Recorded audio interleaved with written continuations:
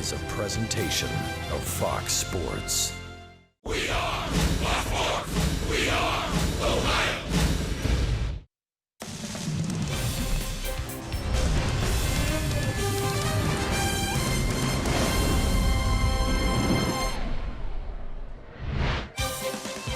It is another beautiful weather night in downtown Cincinnati. Crowd rolling into Great American Ballpark. It's the opening game of 4. The National League Eastern Division leading Phillies come to town to take on the Reds. Hi again, everybody. Look who's with us tonight. The Cowboy, Jeff Brantley and Jim Day. I'm Tom Brenneman. Welcome, as always, to Reds baseball. So here the Reds are playing another first-place team. They have been very, very good against these top dogs, if you will, going back over the last month plus. Tom, I think anytime that you play a first-place club, you want to make sure that you bring your A game. Not only because you want to win, but probably because you don't want to get embarrassed. And I think one of the reasons that the Reds have done so well, look at the offense that they've been able to put on the board. Now, the Reds have pitched well in those ball games also, but that offense has been the key. That is our IGS bringing the energy. Trying to bring some of that tonight, looking for the magic we saw from Tyler Mahle in the month of June. He's had a couple of rough starts since. Yeah, I don't think that the last 2 starts are indicative of Tyler Mahle. He's put together a good year. His last couple of times out have been difficult. Hopefully tonight he makes it better. All right, let's talk about his moan to pound it. This will be the 3rd pitcher in the last 4 games where the opposing man on the mound is starting for the first time. It's the 2nd time they're making their major league debut. Yeah, I think you look at Ranger Suarez, and the first thing that you look at is some of his minor league numbers. He has only allowed 2 home runs the entirety of this year. 66 and 2/3 innings, hasn't allowed a home run at all. Now, he's not a big strikeout guy. He's a guy that uses a sinker. He's going to pitch to contact. He doesn't walk a whole lot of people, not a whole lot of strikeouts, but he's not afraid, and he's got some major swagger. When we come back, it's Brian Giesenslaw with us tonight down by the Reds dugout, and he'll update the sad story, really, of Jesse Winker. It looks like his season is over.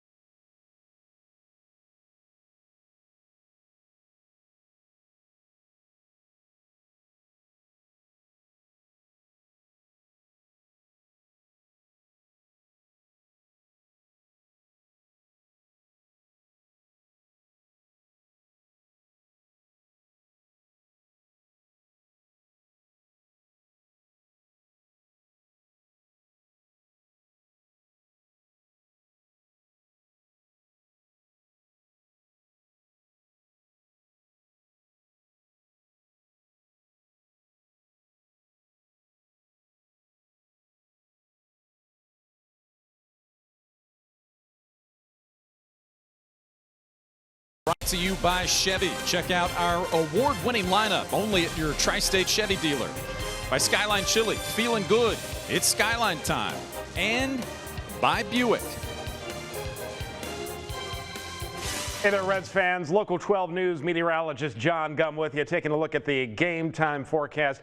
And unlike the past couple of nights, we see a little better chance for a hit or miss shower storm passing over the ballpark this evening. Around 82 by the first pitch. We'll be into the mid-70s by the final out. If we do get any rain over the ballpark, it's not going to last all that long, so we should be able to get this one in just fine. Can't rule out a brief delay, though, tonight as a little cold front makes its way through the area. Enjoy the game here on Fox Sports Ohio. Welcome back inside Great American Ballpark. Brian Giesenslaw. You know, the Reds had a pretty good series here against St. Louis the last 3 days. Won 2 of those 3 games to take the series. All of that is good news, except for the fact that they lost Jesse Winker for the season in the process. On Monday night, Winker was a key part of that big 2-out rally in the 9th against the Cards. And this play, this is where he says he re-injured his right shoulder, a right shoulder that's given him trouble for years. He injured it on that play, went on to score the game-winning run, but because of that injury, this time, the shoulder trouble, this time he won't be back. And these numbers, Rookie of the Year talk for Winker. Why? Because of these ranks among rookies in all of baseball. He's also leading baseball with a .442 average in July. He had the 12-game hitting streak. All of that's good, but surgery now is the next step. We've done everything we can to kind of, keep it at bay. It's been off and on this whole year with, some shoulder pain and, this whole subluxation thing, I've had to deal with, a few of those. So it's, now it's time to go in there and fix it.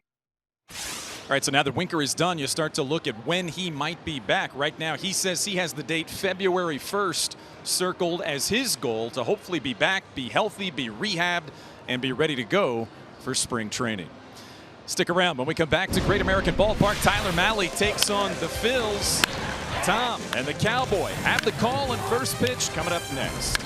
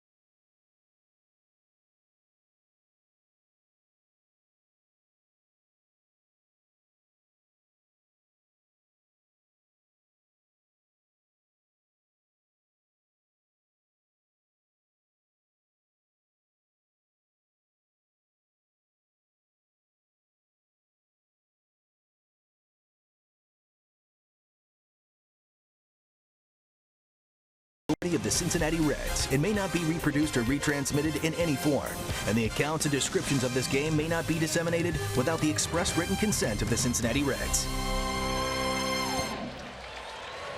42 years old and a native of Los Angeles, California, is his first-year manager Gabe Kapler. He has his team sitting atop the National League East, 57-44. And let's take a look at the Philadelphia starting lineup here tonight, as the Reds will take the field with their right-hander Tyler Mahle getting the ball. For Mahle, start number 21 on the year.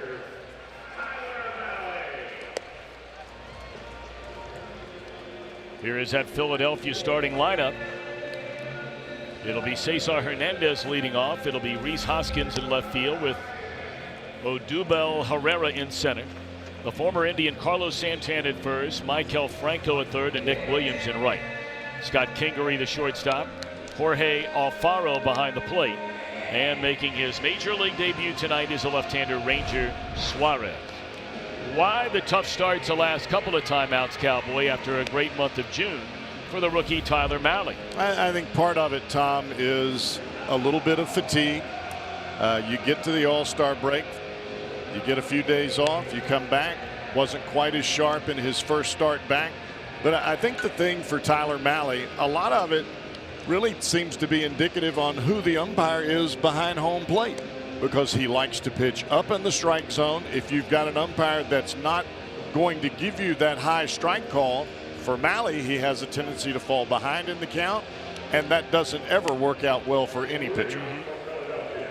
Well, we'll see how it goes here tonight. Reds could use a good start out of Mahle. They've actually had good starting pitching here the last 3 days. You know, Romano, 6 solid innings of 2-run baseball yesterday. Homer Bailey returned, pitched into the 7th, allowed only 2 runs the night before that.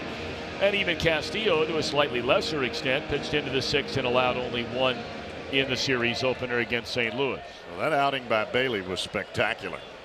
That was pretty amazing. All right, so here we go. Cesar Hernandez and the Fightin' Phils from Philadelphia. This is a team, as it's strike one and this one underway, to, you know, basically the long and short of it is they will work pitchers to death. That's a word you hear from everybody that sees the Philadelphia Phillies. They take a ton of pitches, and many, many nights more than those that they don't, the opposing starting pitcher racks up the high pitch count. We've seen that from a lot of these Red starters this year, and they're out of the game by the 5th inning.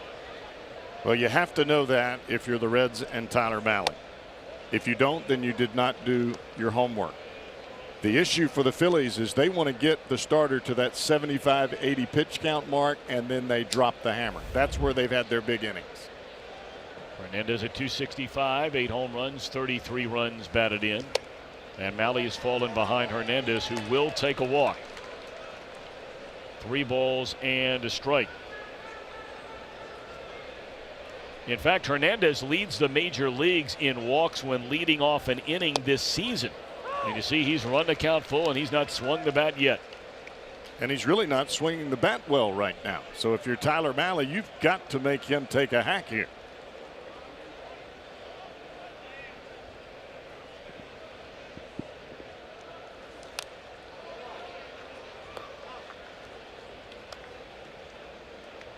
So this will already be the 7th pitch of this at bat to the very first batter of the night. This guy averages well over 4 pitches per plate appearance, 5th highest in the entire National League. He's among the league leaders in a lot of different categories: runs, infield hits, singles. And there's strike 3 called, a fastball on the inside corner. That's that high strike call for you. If Mahle can get this pitch tonight, he's in business. Ball up, right above the belt, right on the inside corner.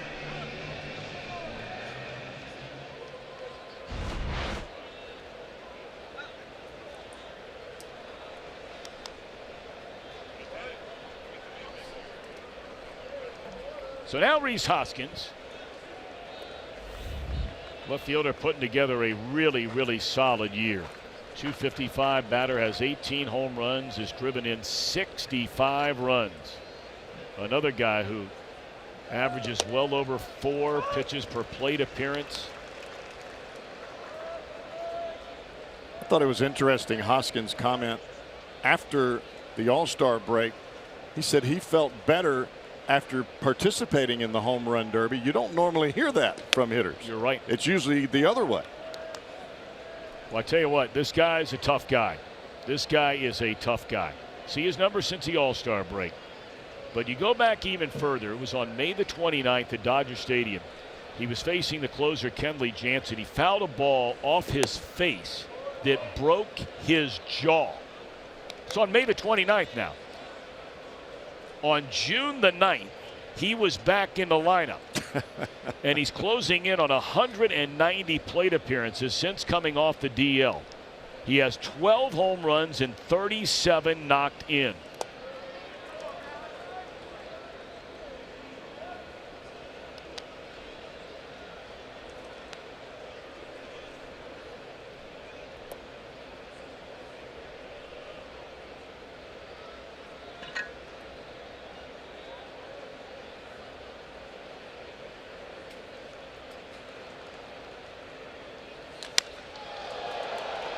Down the left field line and hooking foul.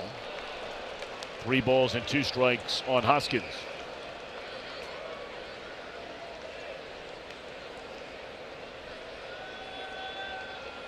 O'Malley is going to have to make a quick adjustment. You cannot be 3-1 on every Philly hitter that comes to the plate. If you do, you're playing right into their game plan.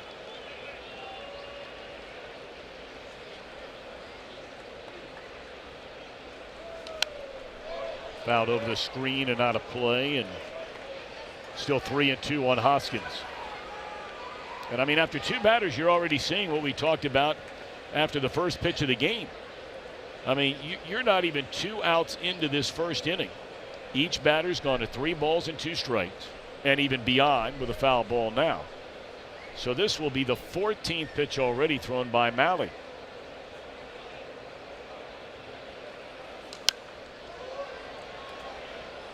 Well, this is a Phillies ball club that really mimic the guy that's hitting in the number 4 spot. We've seen him time and time again with the Cleveland Indians. That's Carlos Santana. He takes a lot of pitches. He fouls a lot of balls off. If you want to beat this club, you've got to be aggressive and you've got to come after him on pitch number 1.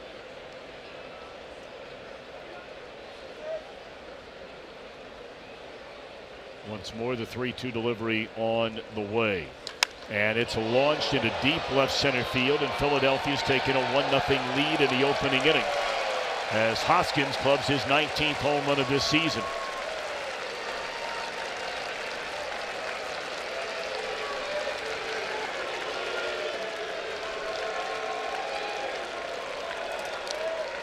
Well, if you get behind in the count, or if you run the count to 3-2, you allow power hitters to basically keyhole you. They know you're coming in to some part of the strike zone.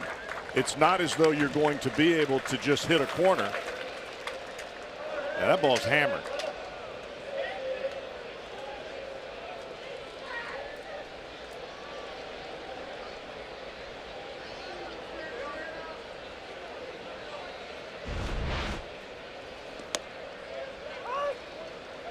You know, I watch this guy Herrera, Tom. I cease to be amazed at how he can hit with his right foot is almost out of the batter's box towards the first base dugout when he sets up.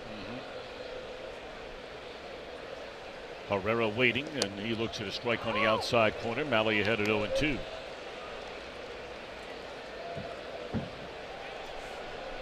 You can put the best of hitters in a very rough situation if you're 0-2 and 1-2 every time. Just got to go get them. Just off the corner.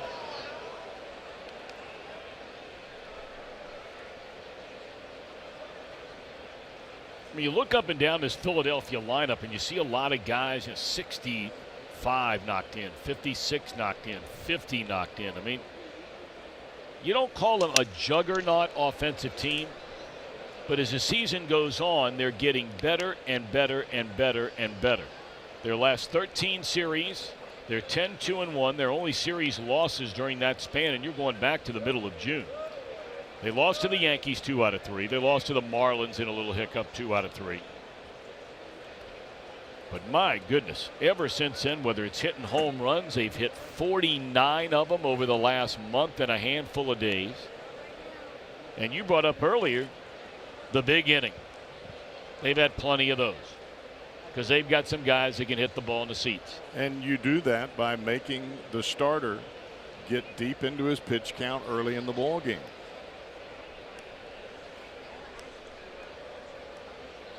Well, Herrera notoriously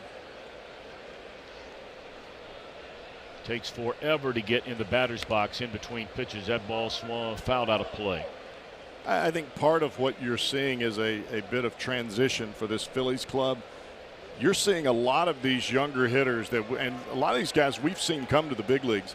They're no longer worried about hitting with 2 strikes. That's what allows you comfort of taking pitches early in the count, because you have no fear of hitting with 2 strikes. You're a confident 2-strike hitter. Well, it's interesting you say that, because the guy who just hit a home run, Hoskins, he is the first Philadelphia player to hit at least 10 home runs with 2 strikes in back-to-back seasons. And you're going back to the Jason Worth days as a Philadelphia Philly.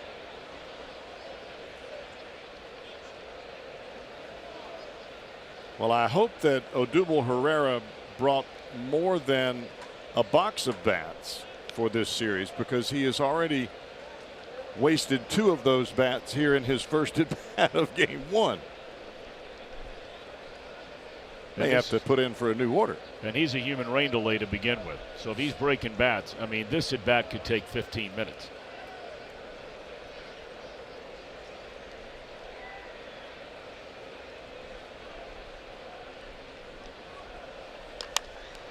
Off the glove of Malley, the ricochet, bare hand, Peraza, and the runner dives in safely at first. Well, that's some big time hustle from Odubel Herrera there. On a ball that looked like it was just going to be a line drive back to the pitcher. A lot of hitters don't come out of the box that aggressively.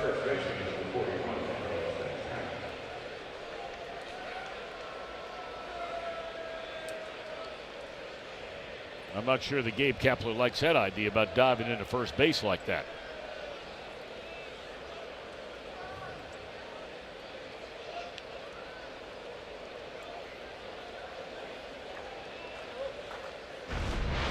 Herrera 5 stolen bases in 7 attempts. So now the man Cowboy made reference to a moment ago, the longtime Cleveland Indian before signing as a free agent with these Phillies during the offseason, Carlos Santana. Played 40 games in his career against Cincinnati. And in the 40 games, 8 home runs and 27 runs batted in. Another guy with a very good eye at the plate, among the league leaders, if not the league leader, year after year in his days in the American League in walks. He ranks 3rd in the National League this season behind Harper and Joey.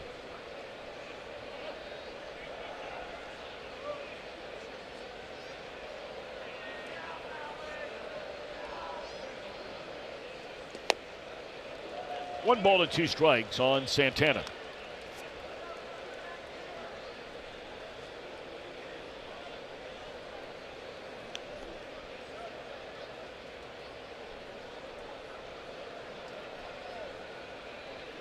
It is interesting to see that Santana has that many walks. Majority of the time he's hit in the number 4 spot. That is clobbered into deep right center field, and now it's 3-0 Philadelphia. A solo home run by Hoskins, and now a 2-run big fly from Santana. Well, as I mentioned to you before we started this ball game, if you're going to beat the Phillies, you have to stay away from the big inning. The big inning is right now. And this is a 1-2 pitch.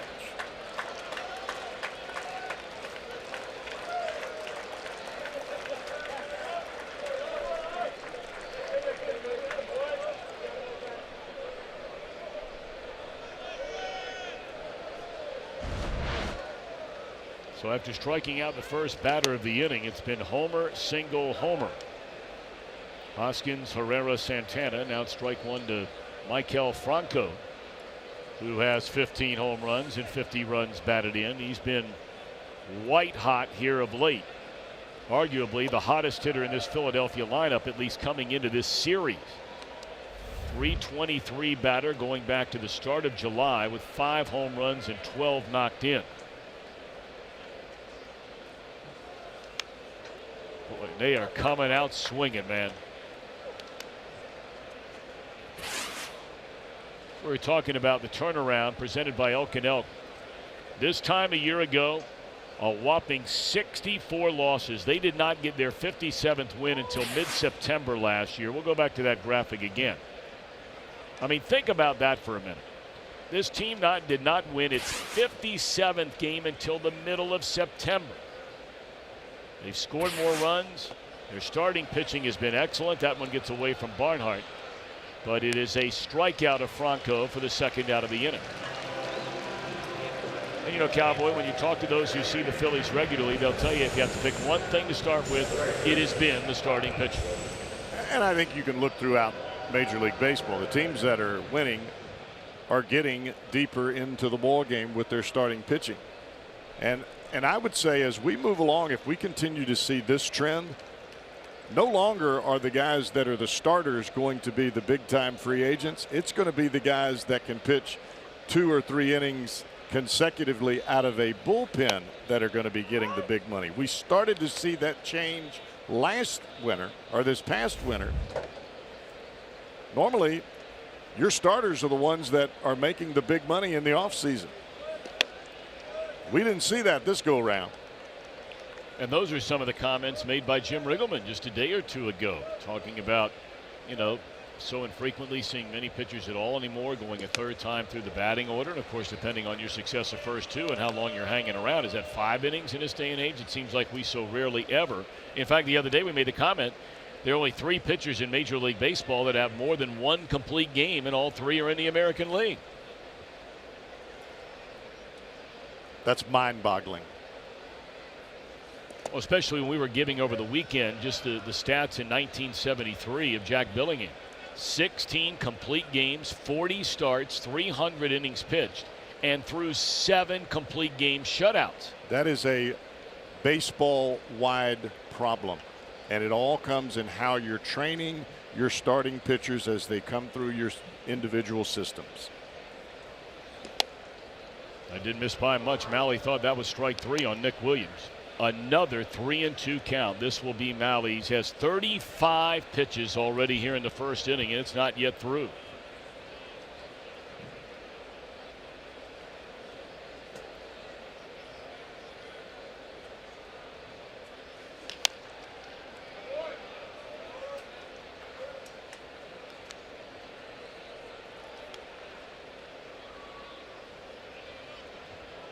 Williams was in a horrific slump when we saw him very early. And remember, that was the first week of the season. You know, the first road trip the Reds went on after starting the year here against the Nationals and the Cubs. They went to Pittsburgh, then Philadelphia. And there's a rocket into center field, a base hit. Take a look at the Reds on defense, presented by Ford. Irvin again in right. He's played well here the last couple of days. Yes, he has.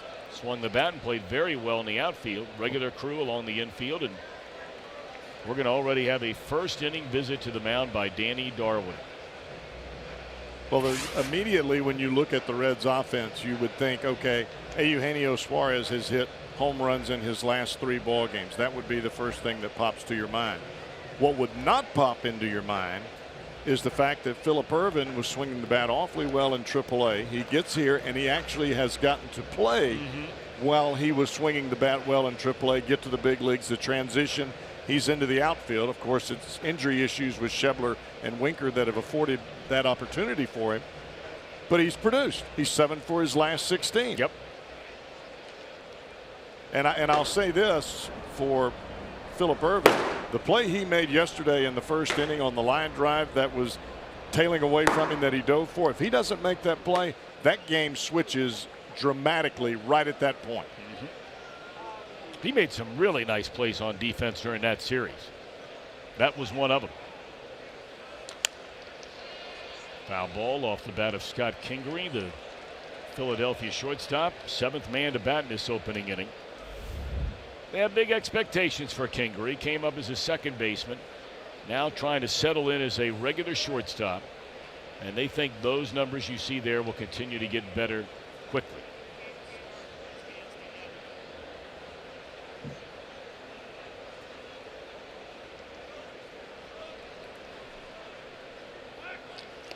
I think when you look at Kingery, he's a very aggressive player. He's a very high energy player. I think that's one of the reasons that his manager loves him, because that's how Gabe Kapler was. But the problem as a young player with high energy is you can't slow the game down. You can play the game with your hair on fire. That's all fine and good. But on the inside of your head, you've got to slow it down mentally. If you can't do that, you're going to swing at a lot of bad pitches and you're going to make some mistakes on the field. The 40th pitch of this first inning, about to be thrown by Tyler Mahle. 0-2 on Kingery.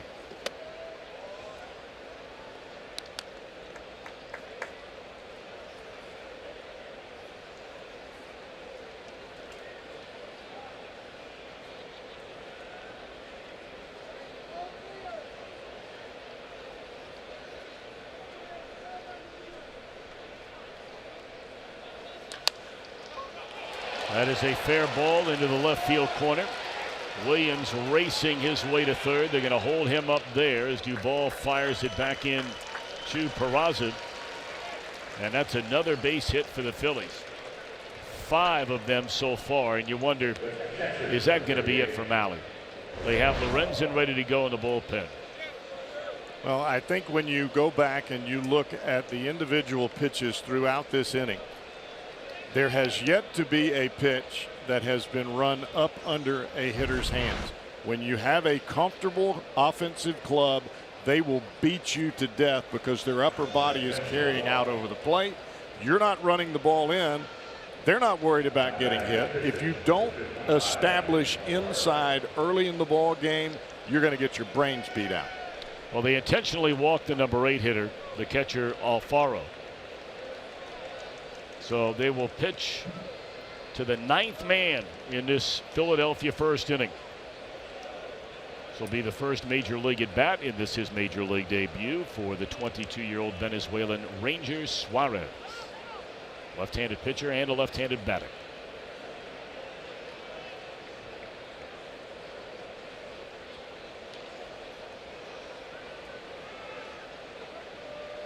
So far 3 runs on 5 base hits. Mahle is closing in on 45 pitches here in the top of the first inning.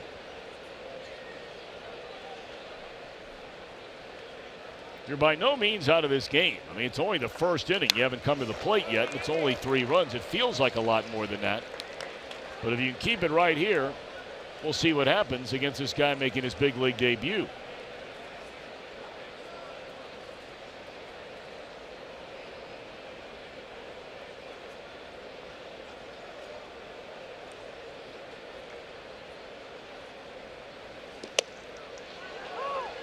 One ball and 2 strikes.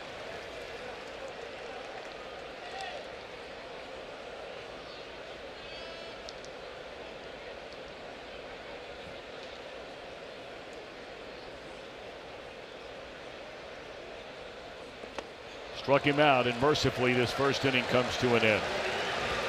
Phillies leave them loaded. They get 5 hits and 3 runs, including a couple of long ones.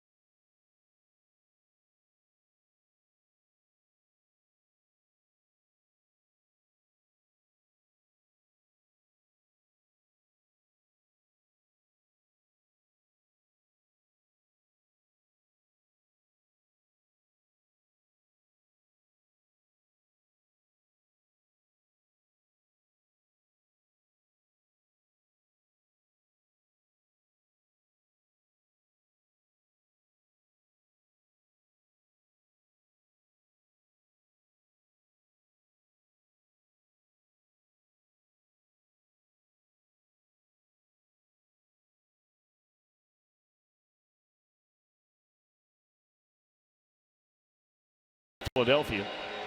So now the Reds coming to the plate here in the bottom of the first inning, down 3. And their starting lineup has Peraza, Jeanette, Votto to start it. Suarez, red hot in the middle, has homered in 3 straight games. Duvall in left, Barnhart catching. 7, 8, 9 go Urban, Malley, Hamilton against. This left-hander making his major league debut tonight. Great name, Rangers, Suarez. Fastball, not going to blow you away with velocity, even though he's got enough. The biggest issue for this kid is he's got a great sinking fastball. Even when the opponents are on it, a lot of times the ball's on the ground, and that works well in a ballpark like Great American Ballpark, and it really works well in Philadelphia. You saw those numbers. He has spent the overwhelming majority of this season all the way down in Double-A Reading, and then was so good and so dominant for all the 3 starts in Triple-A. They said, why are we wasting our time? Let's get him to the major league club. Well, let's think about this. The Phillies are starting a left-handed pitcher for the first time in 267 games. That takes you back to basically Cole Hamels. Yeah, back in September of 2016, the last time a southpaw towed the rubber for the Philadelphia Phillies, and they had one of the greatest southpaws there forever in the history of Major League Baseball in Mr. Steve Carlton. Yeah. His first pitch in the big leagues is strike 1 to Jose Peraza, follows out with ball 1.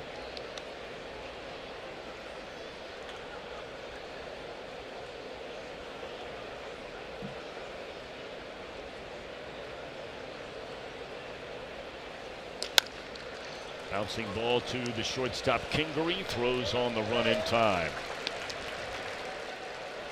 Let's take a look at Philadelphia on defense, and this is not a good defensive team. If there's an Achilles heel for this club, it would be on the defensive side of the ball. Herrera flanked by Hoskins and Williams. Infield of Franco, Kingery, Hernandez, and Santana. Alfaro behind the plate. Well, that may have a tendency to work in the Reds' favor, because this kid he's going to make you put the ball in play. How hard you put it in play may be the indicator of whether the Reds can force some errors here tonight. Scooter Gennett looks at strike 1.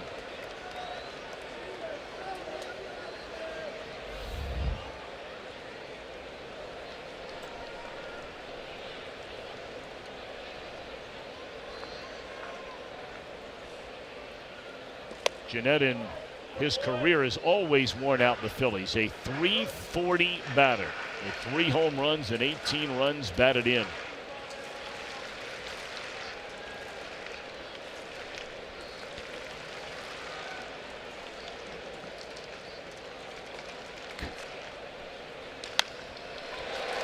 And he's still wearing them out.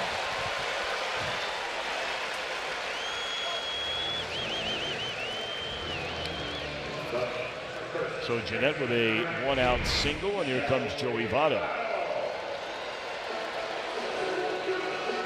I love to watch Gennett's preparation when he steps into the batter's box. He'll take a deep breath and then a slow exhale as he sets his hands ready to hit, and he does it every single time. Scooter did not have a hit following the All-Star break until yesterday, and then all of a sudden his last 3 at-bats he went single, single, triple. I guess they actually scored that. They changed it to a double last night. So with a single here today, now he has hits in 4 consecutive at-bats. And Votto lifts a fly ball into left center field. This will stay in the ballpark.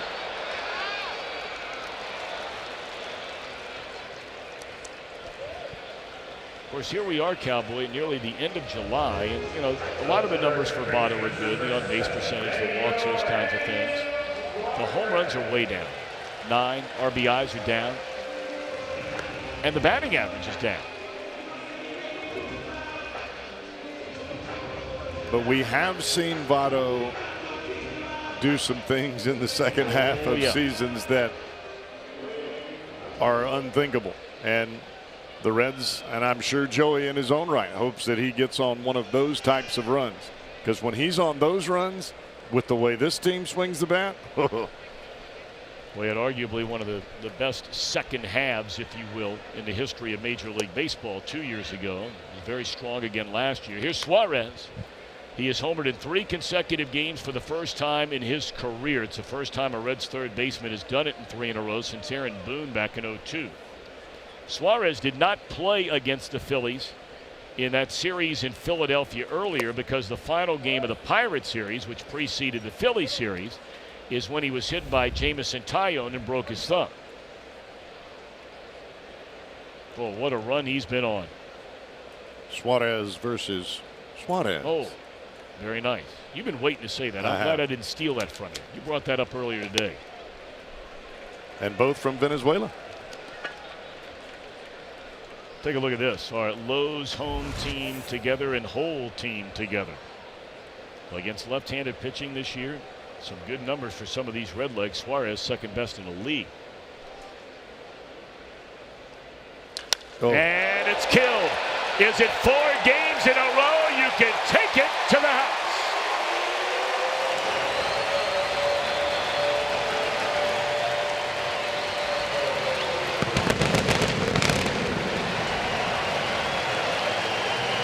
I watched the kid on the mound.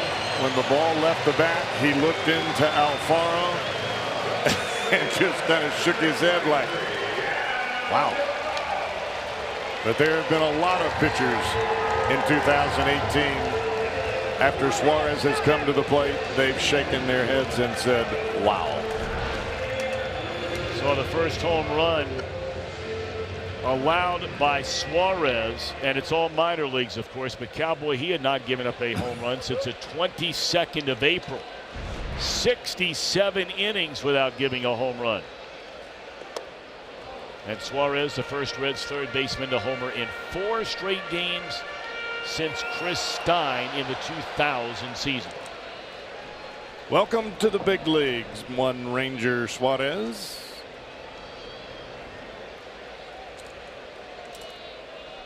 And this ball is clubbed hard by Duvall down the line. Oh. And what a play made it left by Hoskins. We just said their defense isn't very good. That was a great play. That was pretty good. But the Reds get 2 back. They're down a run.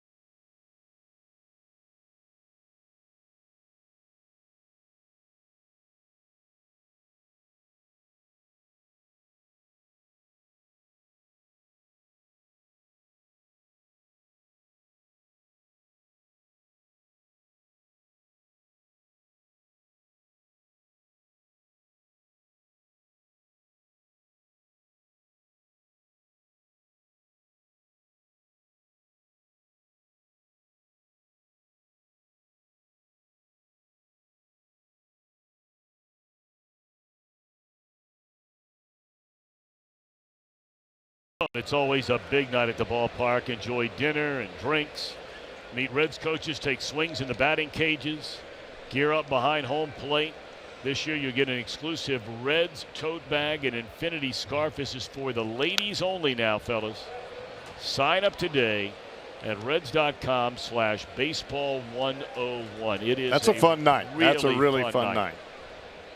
That has become a really popular evening, and we look forward to seeing many of you here. And of course, females make up an extraordinarily high number of baseball fans. More and more studies prove that. I love the question answer session. That is outstanding. Well, especially as you move into about the third or fourth group that comes through.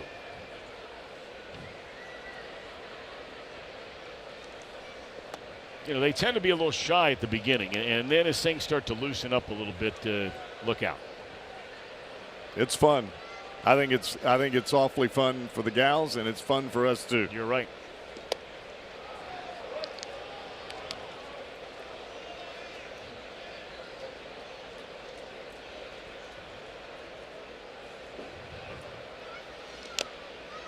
Swinging a foul tip in and out of the mid of Barnhart. Second straight time the leadoff man is the leadoff man.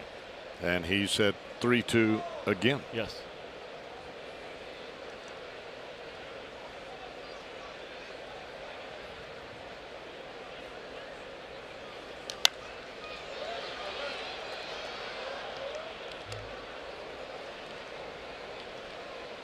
We told you before the first pitch was ever thrown in this game that this is what the Phillies try to do to people, and I'll be doggone if the Red starter isn't about to throw his 53rd pitch of this game. And it's going to be a little bloop base hit in the short left field.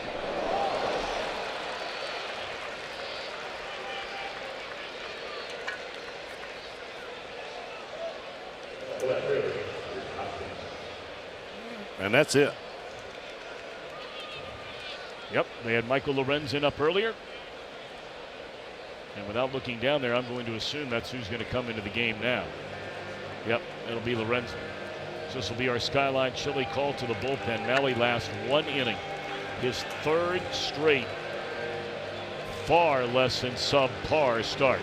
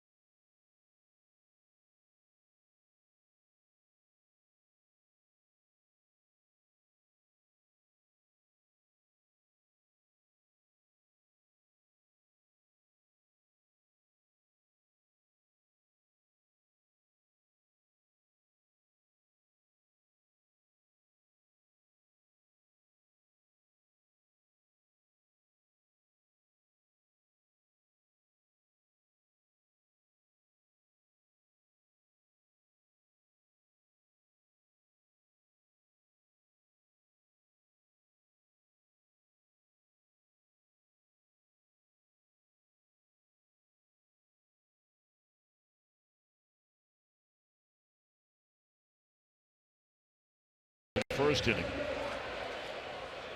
Throws 53 pitches after giving up a leadoff bloop single to Cesar Hernandez to begin the Philadelphia second, and now he'll give way on the mound. It is a 3-2 ball game as Michael Lorenzen now takes over.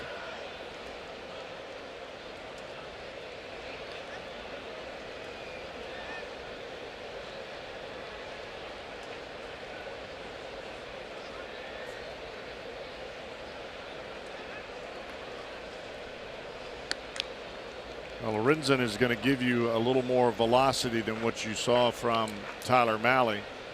But I'll say this again. It really doesn't matter who the Reds run to the mound right now. if the Reds pitcher does not throw the ball in off the plate, it's going to be a rough night. Because you can see every one of these Phillies hitters, that front shoulder closes over the inside corner, and they are very, very comfortable, whether they hit left-handed or right-handed. Well, you drew an interesting analogy to those Philadelphia Phillies team that were, a bunch of bruisers back in the early 1990s, a team that ended up losing one year in the World Series to the Toronto Blue Jays. They had a lot of guys that hit in a similar fashion. Well, I think there is at least a bit of confusion when you talk about pitching inside. Pitching inside is not hitting the guy in the head. What you're trying to do is make a hitter retreat his hands, make him take his hands away from the plate. What that does is it changes his ability to decipher whether the pitch on the outside corner is a strike or a ball. But if you continue to just throw away, hitters this day and age, they're going to hit it out. It's not just going to be a single, it's going to be a bomb. Swing and a miss. 2-2 on Hoskins. Good breaking ball by Lorenzen. That breaking ball and that swing was set up 2 pitches earlier on a fastball that ran way in off the plate. Now you see this breaking ball. That ball was not devastating as far as a slider pitch. But 2 pitches earlier, the fastball was in off the plate, and Hoskins had to move his hands back. A little bit low. 3 balls, 2 strikes.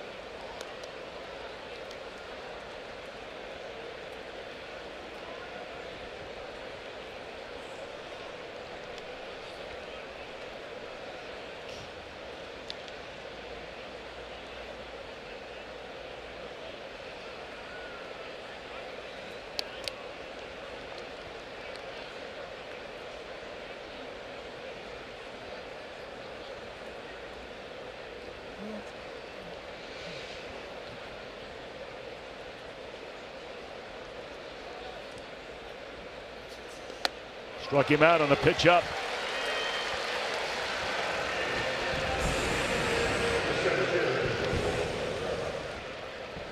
There are teams that come in that are not swinging the bat well. You don't have to worry so much about throwing the ball inside. This looks like a breaking ball that just spins up and out of the strike zone. But when you have a club that comes in and they're not hitting well, you don't want to wake them up. You don't want to throw the ball in there and wake them up. But this club is swinging the bat well. And you've got to take some of that aggressiveness away from their swing and away from their mental aspect of coming to the plate. Ball went away to Herrera. He had that line drive that glanced off the glove of Mahle and then rolled out to the shortstop, and he beat the throw and then scored on the home run by Santana, who's due up next.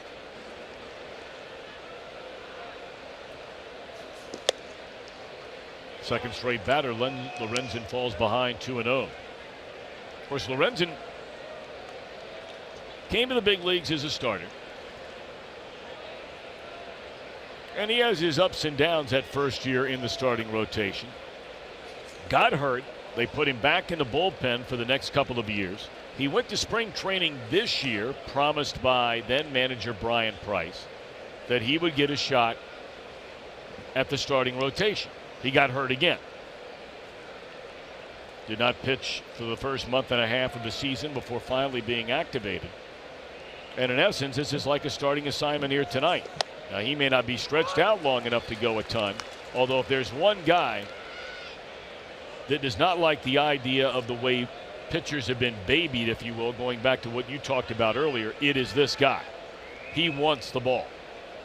Yeah, I think Michael Lorenzen can give you 3 innings. The key is how his command is on the given day. Yep. And he missed well off the plate with all of the pitches he threw to Herrera in that at bat. Even the called strike was a pitch off the plate.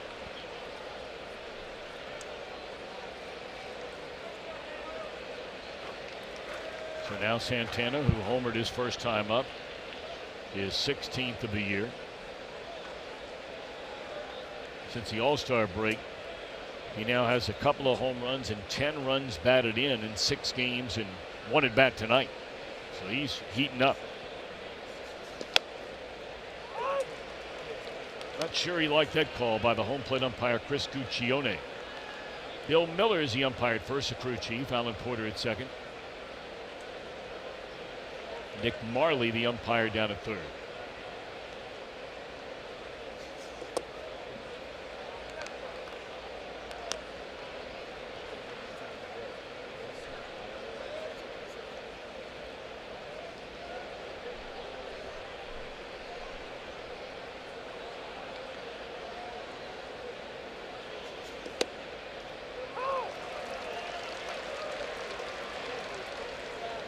That ball started a bit in off the plate. You could see Santana raise his hands thinking that the ball was going to be inside, and it was a changeup and just tailed right back over the inside corner.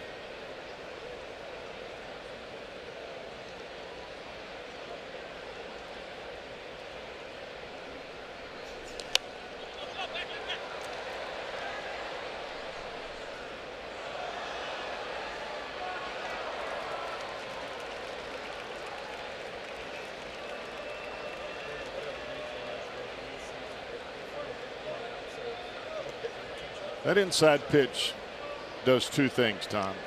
Number one, it makes you speed the bat up. It speeds your eyes up. And number two, it keeps you as a hitter from diving out over the plate. There's not a hitter in the world that wants to dive out over the plate and get hit by the baseball. I don't care how tough they are. There you go. Bottom fell out of that pitch, and that's a swing and a miss. So Lorenzen has faced 3 batters, struck out 2. One more out to go with Franco coming up. It's a perfect execution of back-to-back pitches. Fastball in, changeup, away. Watch the front shoulder here. It does not dive out over the plate as we saw when he hit the home run earlier.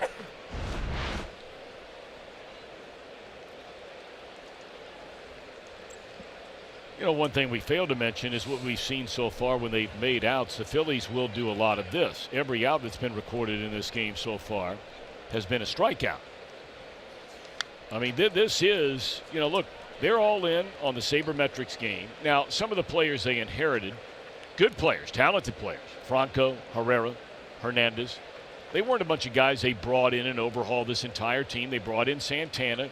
They've given young players like Hoskins, you know, dating back to last year, and Kingery a chance. Nick Williams a chance. But they take a lot of pitches. They draw a lot of walks. They strike out a ton. And they hit home runs. If you take a lot of pitches and you've got a pitcher on the mound that can command the strike zone, the pitcher has the advantage because he's going to get ahead of you. Bam, bam. It's not that easy to hit with 2 strikes. But if it's 3-1, Katie bar the door.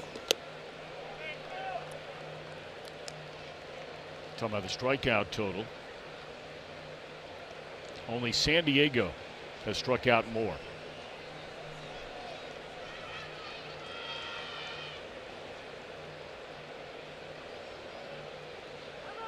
And I would tell you right now, from the analytic standpoint for the Phillies, they'll tell you they don't care about that strikeout number. They want you to work the count. They want to see the starter out of the ball game, as they have done here tonight. Make you pitch behind in the count. We're playing for the big inning, and they've done that. They're in first place.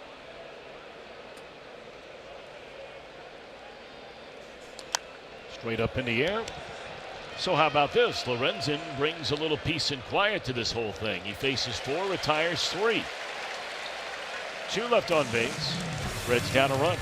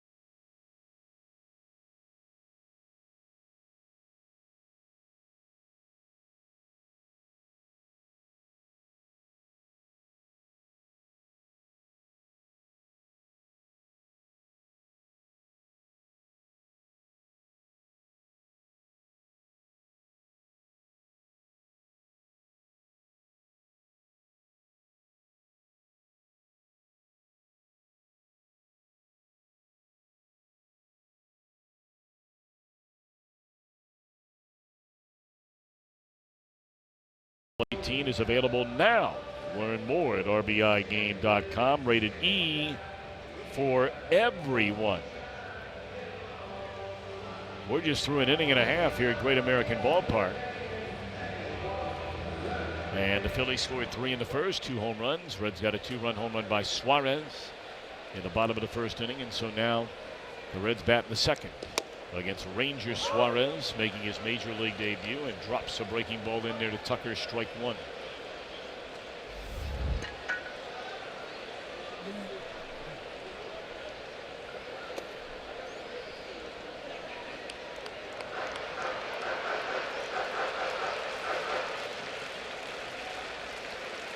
And this kid was pitching in Lakeland last year.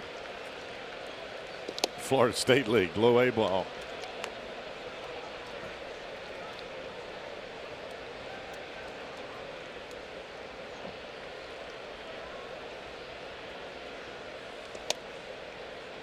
Well, he thought he had strike 3 right there. Fastball 93. It looked like it was on the outside corner. He was close.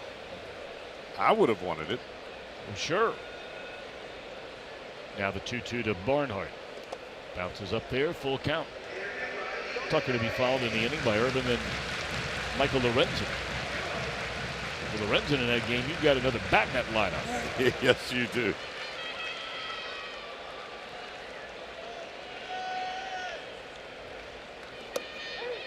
Strike 3 call. Tucker didn't think so.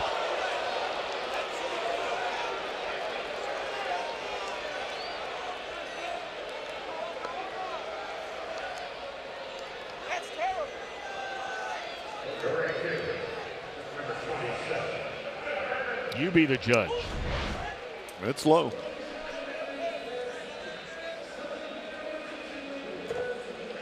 The key to that is if you're going to call that pitch every time, I don't have any issue with it. But if you're going to call it just once every 5 or 6 pitches, you're really messing with a hitter's head. Base hit into left field off the bat of Phillip Ervin, so his good hitting continues. 1-out single for Urban, and here comes Lorenzen.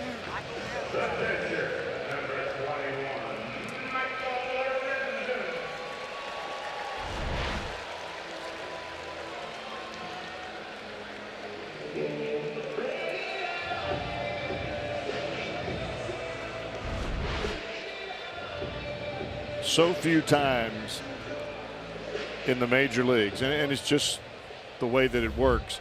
You've got a kid that's a hot hitter in AAA.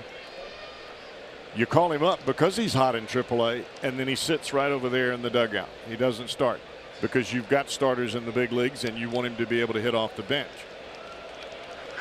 Well, really, that's what's going on right now with Dielson Herrera. Right. Well, he was so hot when they brought him up, but you know, and it's also what has happened with Phillip Ervin. But, sure. but if not for the injuries to Schebler and Winker, he would not be playing right now. Not with this type of regularity. Saw the numbers on Lorenzen. It's just mind-boggling. He has a total of 12 at-bats. He has 4 hits, and 3 of the 4 hits have been home runs, including a grand slam.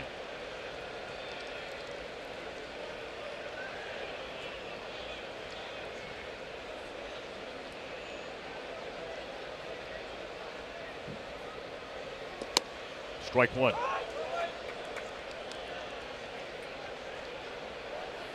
Well, when you watch Lorenzen at the plate, he does not look like a pitcher.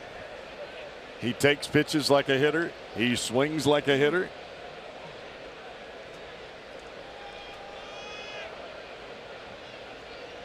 Lorenzen just an incredible athlete. I mean, everything from strength to speed to agility to flexibility. He is an athlete.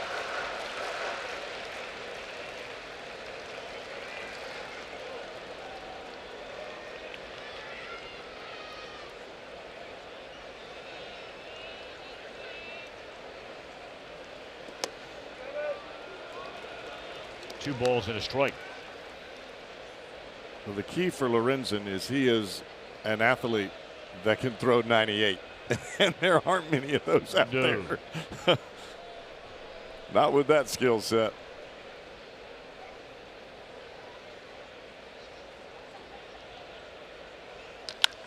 Bouncing ball, and this will be a double play. That's a really nice play right there by Kingery. That ball had some hair on it. We play 2. Phillies lead by a run.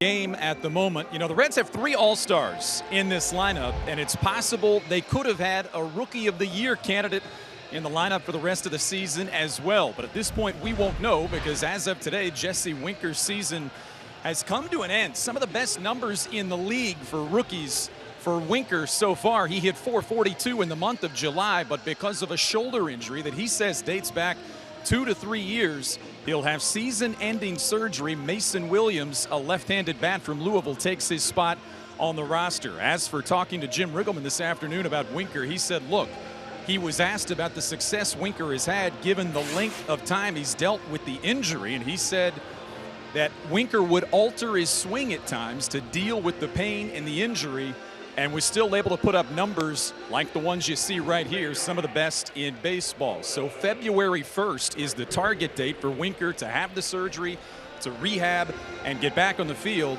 In the meantime, Riggleman said he's interested to see if he can find someone that can hit behind Eugenio Suarez in the lineup and continue to provide that protection that Winker did. And Cowboy, those are tough questions to answer. Yeah, that shoulder subluxation that you were talking about with Winker, I played with a guy that dealt with it the entirety of his career. His name was Will Clark, and he was one of the better hitters that I've ever been around.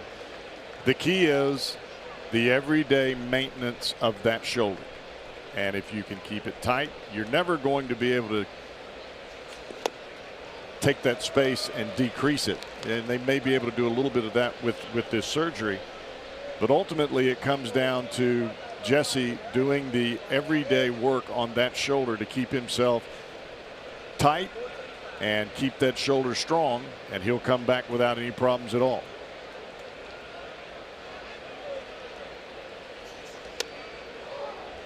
We begin the top of the 3rd inning. Philadelphia with a 3-2 lead. It'll be Williams, Kingery, Alfaro, 6, 7, 8 in their batting order against Lorenzen, who's taken over in the top of the 2nd inning for Tyler Mahle. Straight away center field. Hamilton continues to drift, and that one is out of here. Boy, these Phillies are coming to town, and they are just raking. 3 home runs in the game already. It's number 13 for Nick Williams.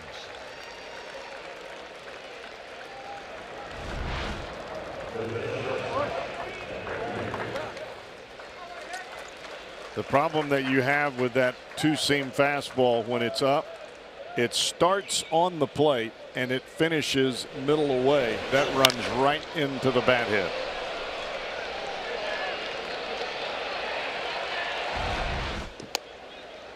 And for a hitter, Tom, you're seeing the ball, okay, it starts a strike, so I'm starting my swing aggressively, and then all of a sudden it runs into a spot where my eyes light up. If it starts off the plate, you see it as a ball, you're not quite as aggressive.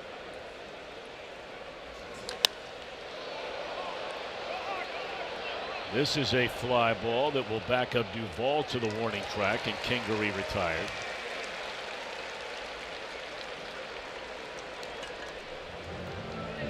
Well, coming up later on, brought to you by Miller Lite, we'll have our Hold True moment.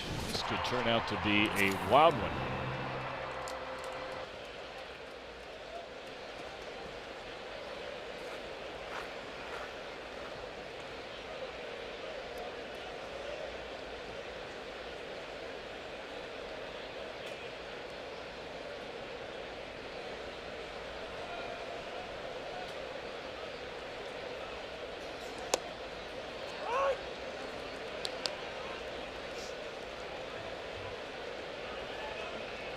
It was a wild game today in Wrigley Field. The Diamondbacks won the first 2 games of that 4-game series before the Cubs got a 1-run win, low-scoring game last night.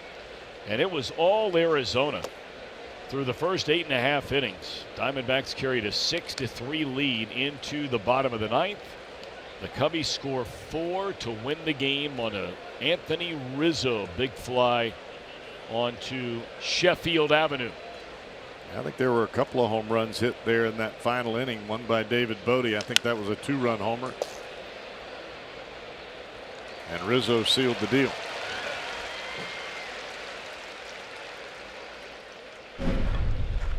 Cubs have won a lot of games like this year. See, they had already tied the game at 6. And with 1 out, Rizzo bye-bye.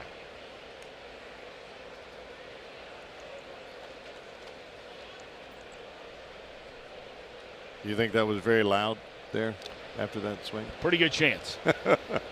You can book it. And look at that crowd. It's the way the crowds are looking these days in Philadelphia. They had a day game yesterday against the Dodgers where they beat LA for a second straight day. They had 37,000 at Citizens Bank Park for that afternoon tilt. Of course, a big reason why, in all fairness, was Chase Utley, playing now for the Dodgers, longtime great for the Phillies, has already announced that he will retire at the end of this year. So yesterday was the final game that he would ever play at Citizens Bank Park, unless they pull off a trade for the guy. And there's been some talk about that. Whether that'll happen or not remains to be seen.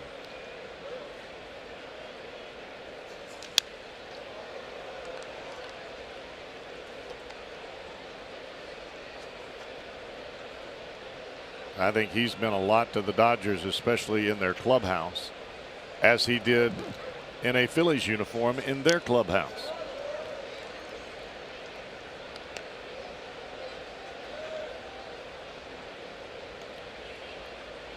Tell you this, Suarez not afraid to swing the bat now. He's spinning down there.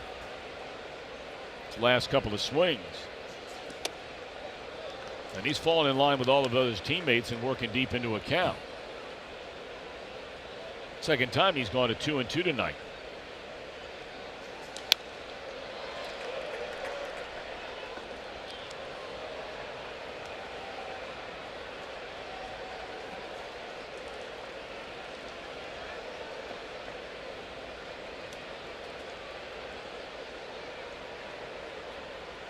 Time for that slider down and in.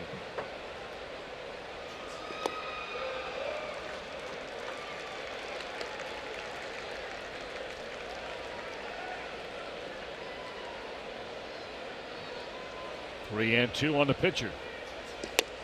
Strike 3 called, and that'll do it. A solo home run by Williams. Reds will bat in the bottom of the 3rd, trailing by a pair.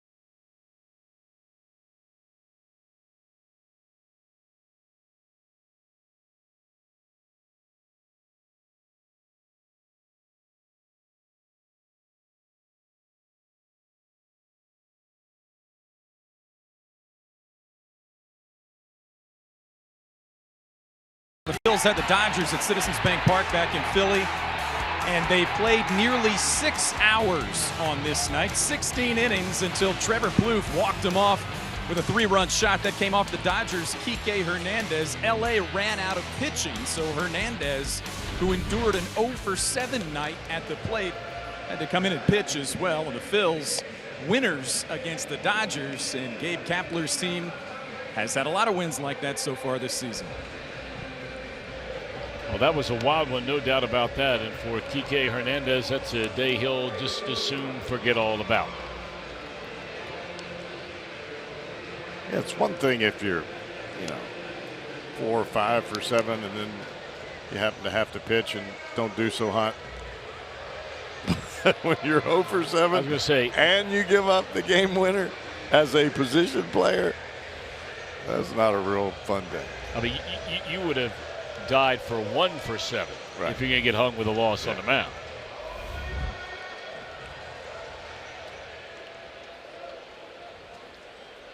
All right, so here we go in the Reds' third.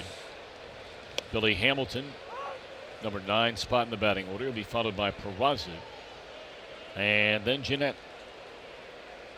4-2. Phillies lead in game 1 of 4. Play tomorrow night, 7:10, big fireworks show, and then Saturday that'll be a 6:40 game. Walk the Moon, Cincinnati's very own, will play after the game that night. Hernandez, or rather Hamilton, will chop out to Suarez, and that would be the first out of the inning. Now is tomorrow's the Elvis bobblehead day, right? It is, and they have the music for the fireworks is Elvis. So that'll be great. And Saturday we have Walk the Moon, great band, a lot of big hits, well known all across the world. They'll be here playing after the game Saturday. And then Sunday we wrap up this 10-game homestand with a 1:10 game. I can remember many Sunday afternoons right after church, because I was in Memphis. You drive in, you make the circle. Sometimes Elvis is out there on the front porch. Sometimes it's just his mom. You make the circle, you make the wave, you go right across the street, lunch at the Piccadilly. It was outstanding. So that's Elvis Presley, man. You would see Elvis sitting on his front porch. You could see Elvis every once in a while driving that silver Lincoln Continental on a phone. And this is way back. But you would see him just hanging out on his front porch. Just sit on the front porch and wave. Did he always wave? He always waved. Yeah, that's cool. He was cool. The king. There's no doubt about that. Fly ball into right field. One of my favorite Elvis stories of all time was with Harry Carey. And Harry told a story. He was doing football in the wintertime, and he came into Memphis to do a Memphis State football game. And he's in his hotel. The hotel phone room rings in his room, and he answers the phone. Hello, says, is this Harry Carey? He says, yes, sir. He says, this is Elvis Presley. Harry hangs up the phone. Phone rings again a minute later. Same drill. Harry hangs up on him again. Calls a third straight time, and when Harry answers the phone, he says, stop, Harry, stop, stop, stop. He says, listen, just do me a favor. Come downstairs and walk out by the valet parking in 5 minutes from now. You can act like you're getting a newspaper, and you can go right back up to your room and do whatever you're doing. But come downstairs in 5 minutes, and I will be there. Well, naturally, you know the rest of the story. It was the king. And after doing the football game that night, Harry hung out at Graceland. That's pretty cool. To the wee hours of the morning. You imagine hanging out with Harry Carey and the king? Carpet on the ceiling.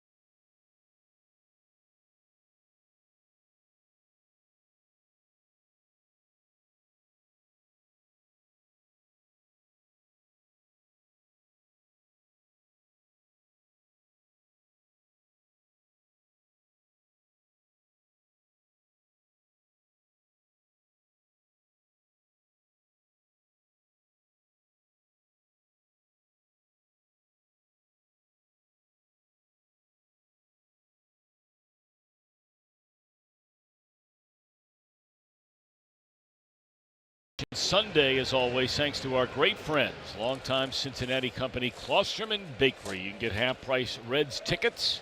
We have the mascot races, face painters, and so much more. Kids 14 and younger get a team baseball card set thanks to Cons. For tickets, Reds.com. 4 runs, 7 hits, 3 of them home runs for the Fightin' Phils. 2 runs, 3 hits. 2 runs coming on a home run by Suarez for the Reds. We're in the 4th inning, and this is the 3rd time tonight that the leadoff hitter is their leadoff hitter, Cesar Hernandez. At Jeanette for the first out of the inning.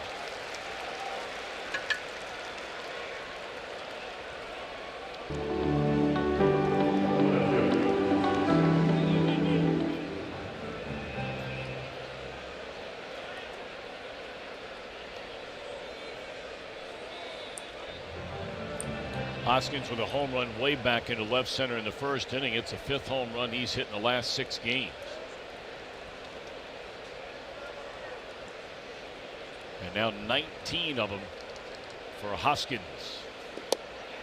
Boy, did he burst on the scene in an angry way a year ago. And they brought him up and he never stopped hitting. Wound up finishing 4th in the Rookie of the Year balloting, despite not making his major league debut until August the 10th. He wound up hitting 18 home runs and driving in almost 50 in the final 50 games of the year.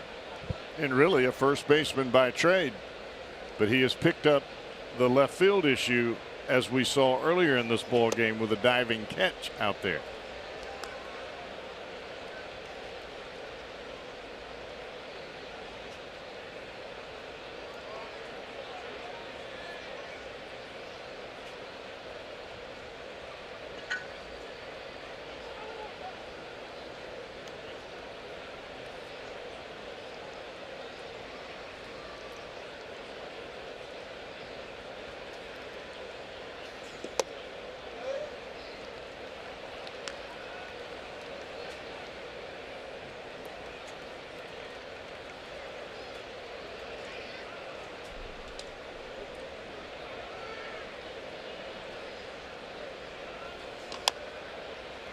Slow roller to Suarez, cuts in front of Peraza. It's a nice play.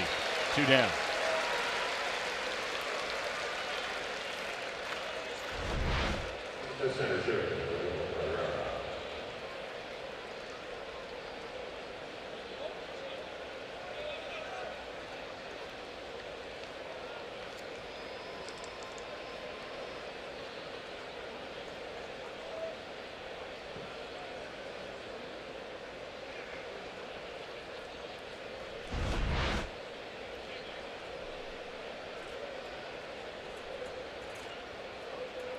First 2 retired by Lorenzen. He's given up 1 run since coming into the game, and he's an out away from 3 full innings.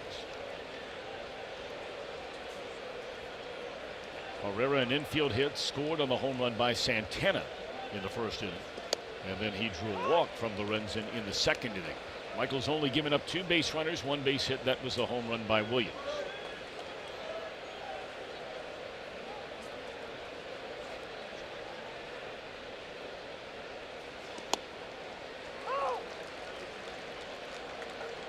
He has come to the plate, Herrera has, with the intent of taking until he got to 2 strikes. He took those 3 pitches. There was no intent in his mind to swing. Well, he didn't swing at anything. Why bother to take up a bat?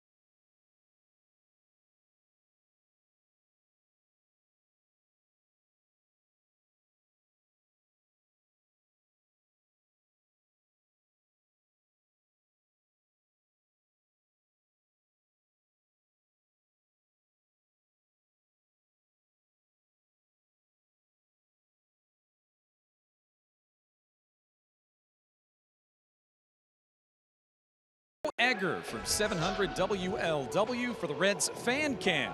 It's your chance to answer Reds trivia, win great prizes, and you could be part of our Reds live telecast, post-game version. Fun gets started at 6 this Friday. The Holy Grail Banks down by the ballpark. Reds come to bat down 2. Joey Votto to start things off. Alrighty, Votto, thank you very much, Brian. Votto flied out to left field his first time up. He'll be followed by Suarez, who homered his first time up.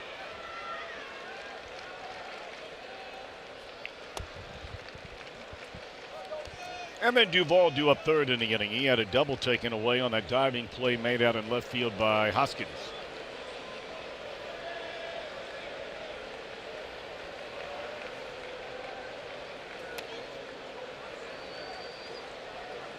Well, just watching this kid Suarez pitch so far in this ball game. Now, granted, we're only in the third inning, and the Reds are seeing him for the second time through the lineup, but he does not appear as though he is 22 years old making his major league debut.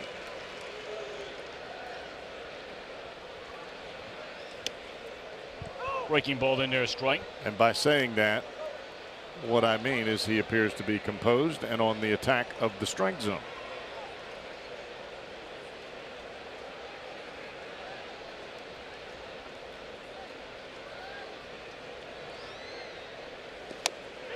And that strike 3 called on the outside corner, and Votto unhappy with that call. It's a pretty good pitch.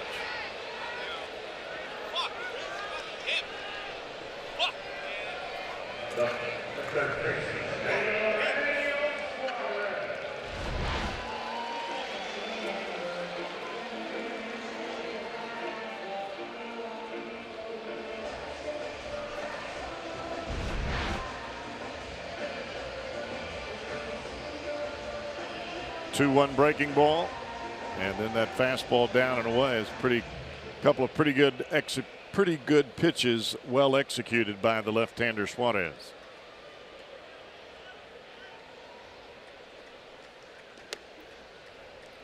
And our StatCast powered by AWS. 4 straight games with a home run. That exit velocity at 105 went better than 400 feet. First Reds third baseman to homer in 4 straight games since Chris Stein. And you're going back 19 seasons ago, the 2000 year. Well, to put it in perspective, Chris Stein was playing when I was playing. Yes. We were talking about him yesterday. You know, there was a spurt there for a while, a year or two, where that guy really swung the bat. Well, he was hitting well over 300 for the majority. I don't remember the exact season, but he was You're right. raking. He was among the league leaders. Yes.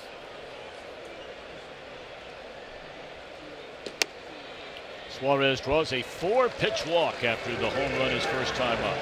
And that's the first walk given up in the career by Ranger Suarez. 1 on, 1 out, last to the 4th inning. Phillies leading by 2.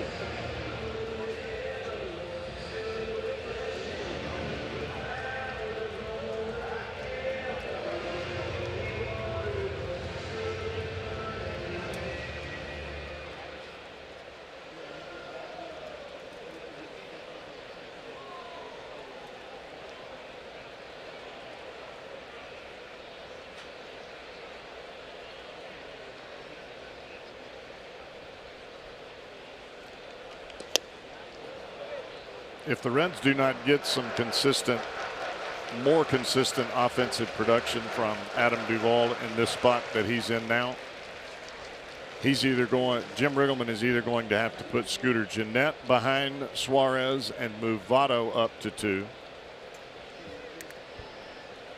or they're going to walk Suarez till the cows come home.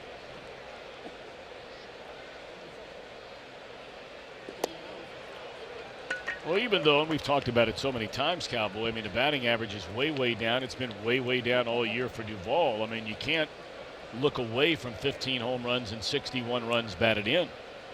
He's done some damage. But who would you rather face? Oh, yeah. I mean, that's really where it comes down to. That's right. If I can get a hitter to swing it that I know that is going to chase some pitches out of the strike zone, then I'm going to take my chances with him. Yeah. Duvall has phenomenal power. I mean, there's no doubt about that. But you got a guy standing at first base right now that not only has great power, it's consistent power right now. 2-1 on Duvall. Hit the ball very hard his first time up. It took a great play by Hoskins in left field. Diving, running far to his right near the line. Left his feet and hauled it in. Ranger Suarez starting to show a bit of moxie here. He's had 2 at bats now where he's thrown 2-1 breaking balls for a strike. He did it to Votto, ended up striking him out. He did it right here to Adam Duvall.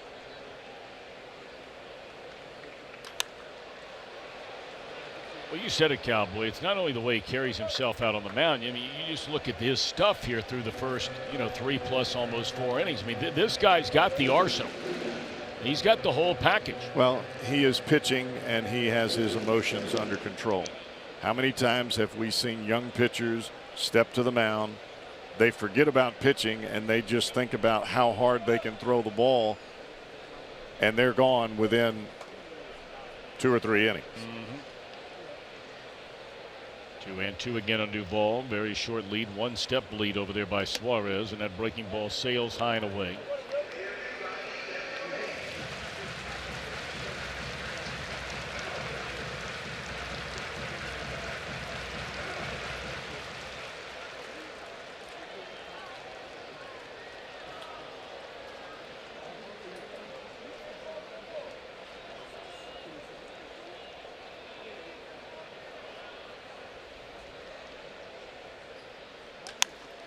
In the air, right field. That will back up Williams short of the track. And he's got it for the second out of the inning.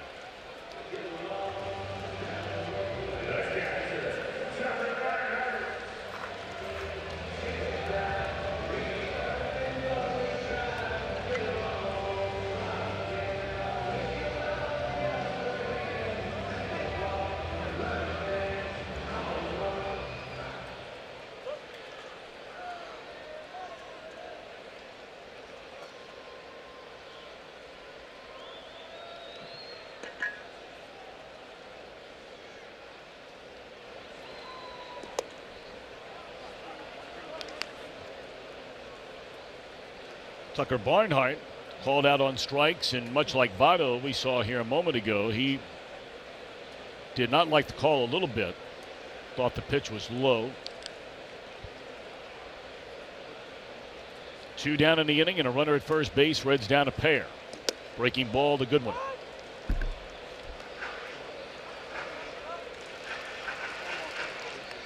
And the other thing about Suarez, he gets that ball and he's ready to go.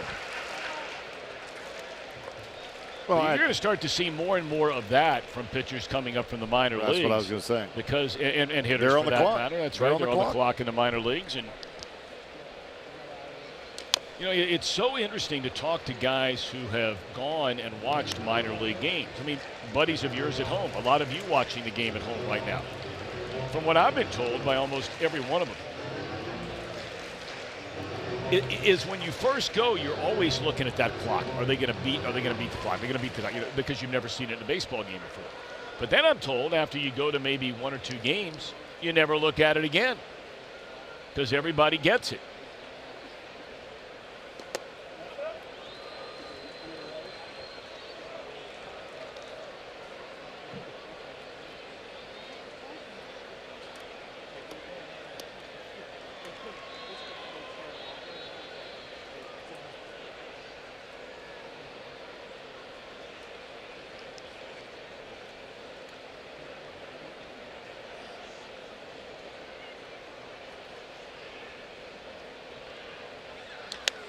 That's hit pretty well by Tucker as he tied this game. He has tied this game at 4 apiece.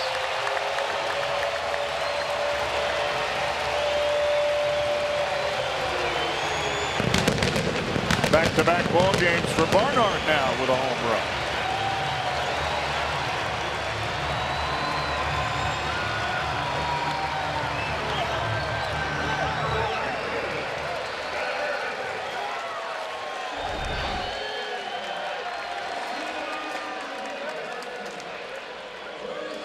Breaking ball just left right there in the middle of the plate. Tucker knew what to do with it. So Barnhart, after really struggling leading up to the All-Star break for almost an entire month, he now has hit safely in each of his 5 starts since a break.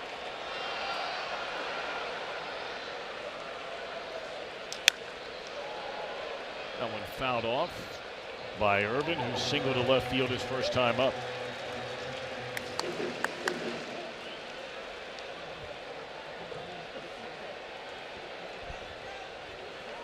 Irvin 8 of 17 since getting a chance to start playing. Still looking for his first home run. He has a couple of doubles. He's knocked in 4 runs. And has that season batting average. He's only played in 25 games all year.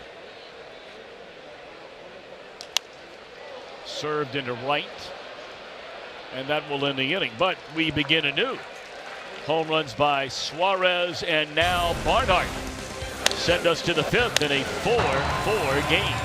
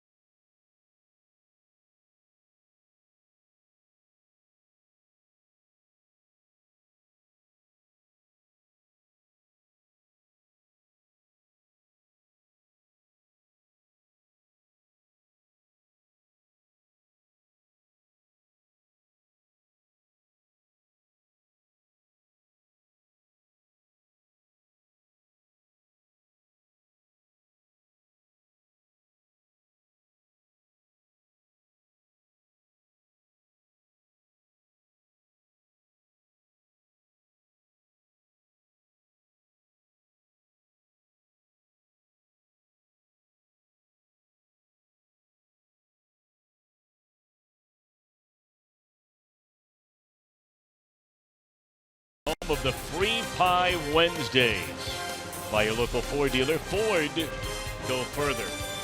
And by Cincinnati Children's, now ranked number 2 in the nation by U.S. News and World Report. Well, coming up this Saturday, the first 20,000 fans through the gates get a Joey Votto Funko Pop thanks to Ram Trucks. 500 lucky fans will receive a limited edition gold Joey Votto Funko Pop. And don't forget Walk the Moon playing after the game. Go to Reds.com for tickets. And in between innings, after having a few words with the home plate umpire Chris Guccione, Joey Votto coming up and probably trying to clear the air a little bit. Good move. Good move.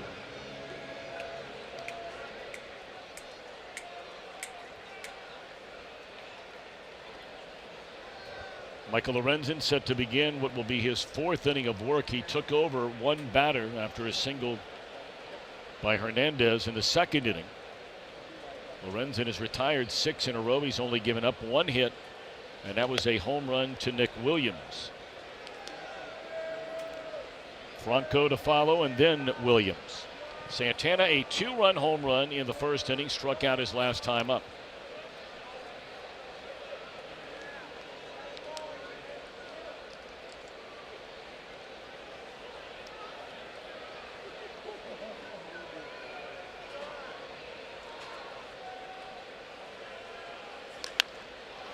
This one in the air to right center, be run down by Urban, and that's a good way to get it started for Lorenzen here in the 5th after the Reds had just tied this game at 4 on a 2-run home run by Tucker Barnhart.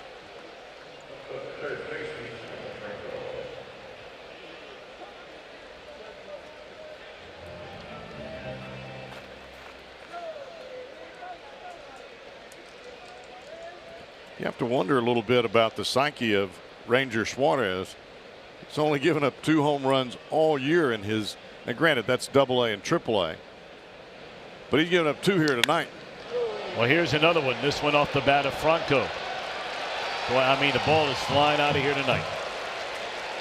And it's not like it's a big windy night either. Phillies have now hit 1, 2, 3, 4 home runs, and the Reds have hit 2. So just like that, the Phillies jump back in front. Talked about Franco coming into this series. He has been the hottest Philadelphia hitter here of late. It's his first hit tonight. Well, he jumped on that high pitch, didn't he? Well, the balls that we are seeing hit out of the ballpark are not very good pitches. I mean, if you want to throw a fastball up, you get the ball up above the hands.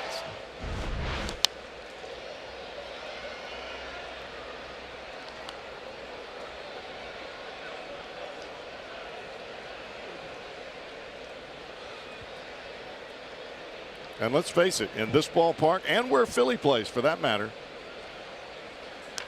a fly ball a lot of times gets out if you hit it well. And that's not going to change in Cincinnati.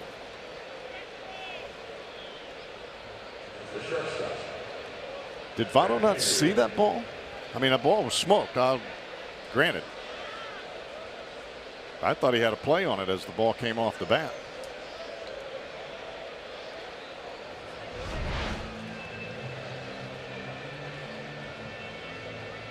Looked like it went right over the top of his glove. And sometimes all it takes is a white right behind shirt home in the plate. stands. You're exactly right, especially on a ball hit that hard.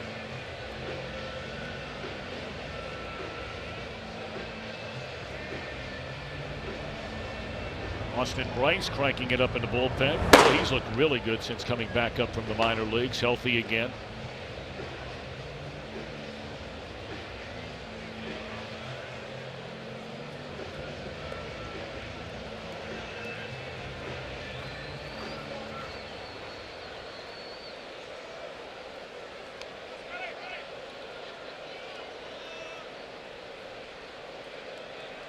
This is really like the 4th inning for Lorenzen. This is a major stretch out for him at this point.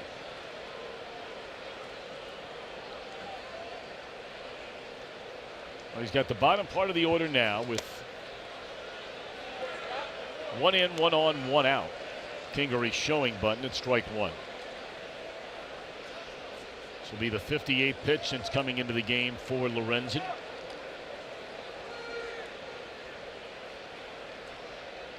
Mahle threw almost that number, 53 of them, through 10 batters before he was taken out of the game. This won't be a double play, but they'll get 1. And there are 2 out in the inning.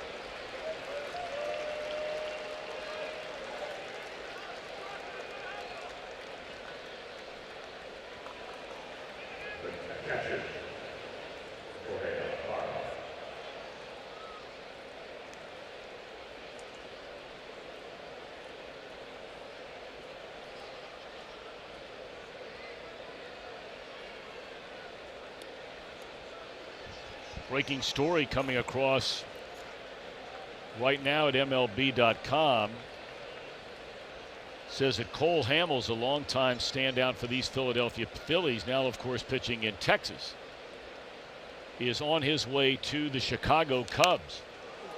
There was actually talk that he may return to the Phillies. He's still got quite a bit left on that contract. And a buyout as well. Well, the whole Yu Darvish thing has not gone well. No. It's been a disaster so far in the first year. Now health is a problem, you know, for Darvish, and has been. But it's just been awful. Chatwood's not worked out very well. They bring him in, and, you know, he was getting. Well, he's just not been able to give him any innings. No. And, you know, the only starter that they can ever count on seemingly to give them more than really 6 innings in a game is the oldest member of that rotation, as you say, in Lester. I mean, you know, as good as Hendricks is, he is basically a 5 or 6 inning pitcher, and always has been. Right.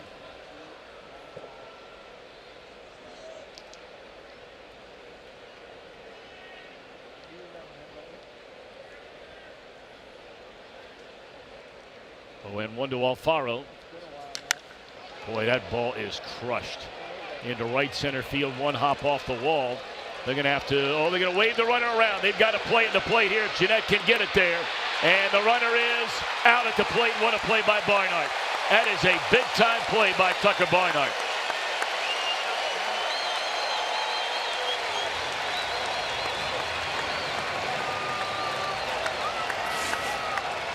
Well, you've got the pitcher coming up next. You take a chance on a ball in the gap, try to score him from first base. But you're right. What a play by Barnhart.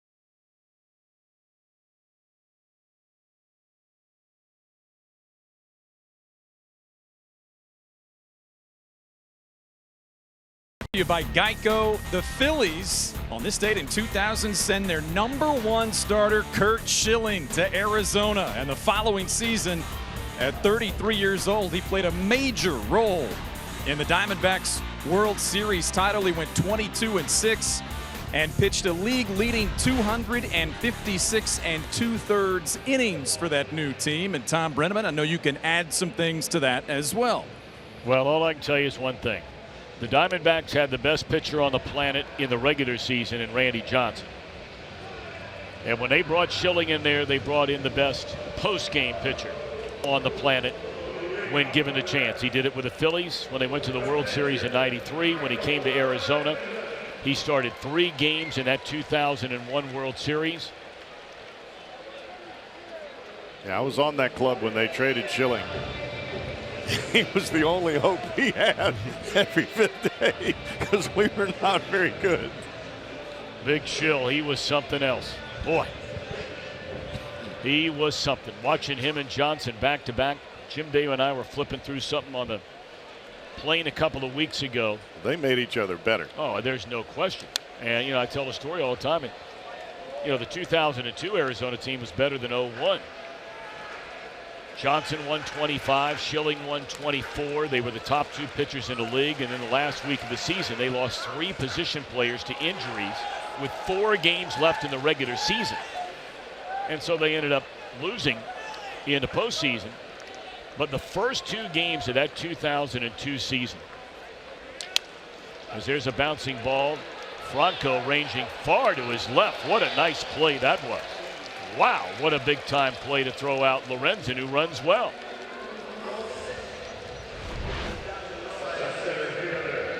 The Schilling-Johnson combo kind of took you back to the Smoltz, Glavine, Maddox trio, because those 3 guys fed off of each other, all in the Hall of Fame. And Johnson and Schilling fed off of each other big time. Yep. But, you know, those first 2 starts of that year, They both went complete games, shutouts. One striking out 17, the other striking out 15. And that was just getting warmed up. Liner at third, 2 down in the inning. And you go back through the history of baseball, and really the duo of Koufax and Drysdale is considered by many to be the best 1-2 punch. The 4-year frame that Johnson and Schilling had together wound up being the best, even better than Drysdale and Koufax. Pretty incredible. The best numbers ever put up by 2 starting pitchers in the same rotation over a 4-year time frame. It was mind-boggling. They had one time in 4 years where the team lost back-to-back games that they started. They pitched. When you've got 2 starters striking out 300, oh yeah, that's a bunch. And that's throwing a at boatload of 250 whips. innings. Yeah. I mean, that's just crazy. Boy, so blessed and so privileged to watch that. It was unbelievable, and I'm not sure we'll ever see any. As a matter of fact, I am quite sure we will never see anything like it again, because you're not going to see guys making 37, 38 starts and pitching 250, 270 innings. Those days are long gone. Well, the game will have to change in how we train our younger pitchers if that's ever to happen again.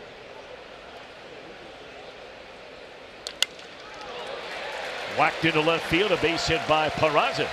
So he's on board for the first time tonight. A 2-out single that'll give Scooter a chance. I mean, you talk about strikeouts. Only Nolan Ryan. Look at that total by Ryan. He had almost 1,000 more than the unit. I know. The unit. It's a big leaguer.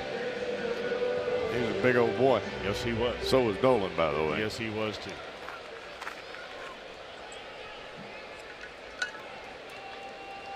Well, you know, Nolan Ryan was a guy who came into baseball. He's been in baseball for a long time. He was with Houston, then he goes to Texas. And he was a guy who said, we're going to stop this nonsense of pitchers not being allowed to go to 100 innings. We're going to really start stretching these guys out. 100 pitches. 100 pitches.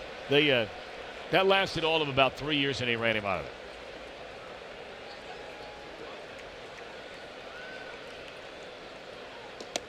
Well, the club that he's the advisor for now is doing pretty well. Yes.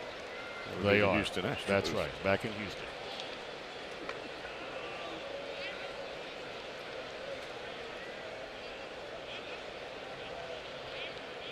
And the club he left, I think they're in last. Yes.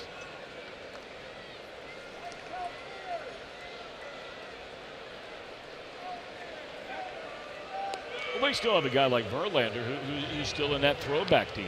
I mean, you can run him out there for 130 pitches if you want. And he'll just keep throwing the ball and getting people out.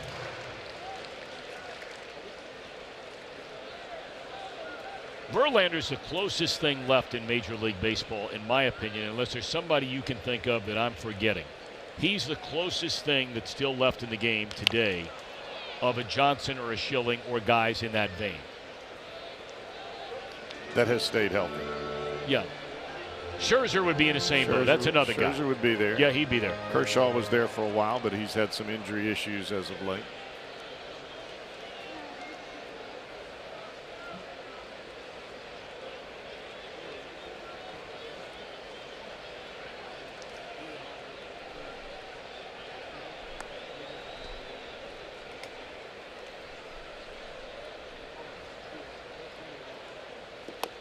One ball, 2 strikes on Scooter. I would venture to say that we will see a 30-man roster before we see another guy throw 300 innings. 300 or 250. Yeah. I mean, the league leader now every year is a little above 200, 215, somewhere in that neighborhood. They may have to start expanding some of these bullpens for guys to sit down there.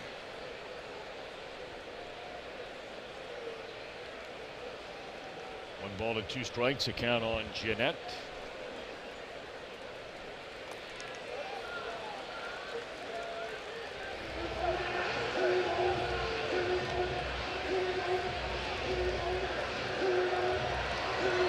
In a day and age where we are supposed to be better fit, better prepared, stronger, faster, throwing harder, but yet instead of having 5 starters and 5 guys in the bullpen, we've got 5 starters and 8 or 9 guys in the bullpen. Yep. And starters, if they get to the 5th, you're clapping. Strike 3 called on the outside corner, will retire the side. 3rd strikeout for Suarez. We've played only 5. And it's a 5-4 Philadelphia lead.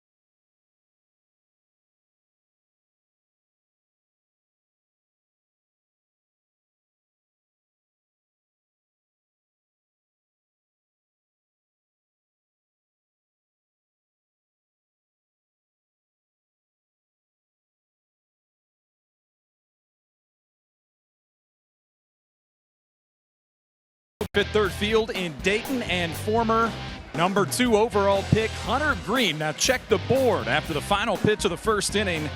It is at 102. That's a new record for that ballpark, eclipsing the 101 that Green and someone named Aroldis Chapman had previously posted. You guys are talking about guys throwing hard, potentially throwing longer.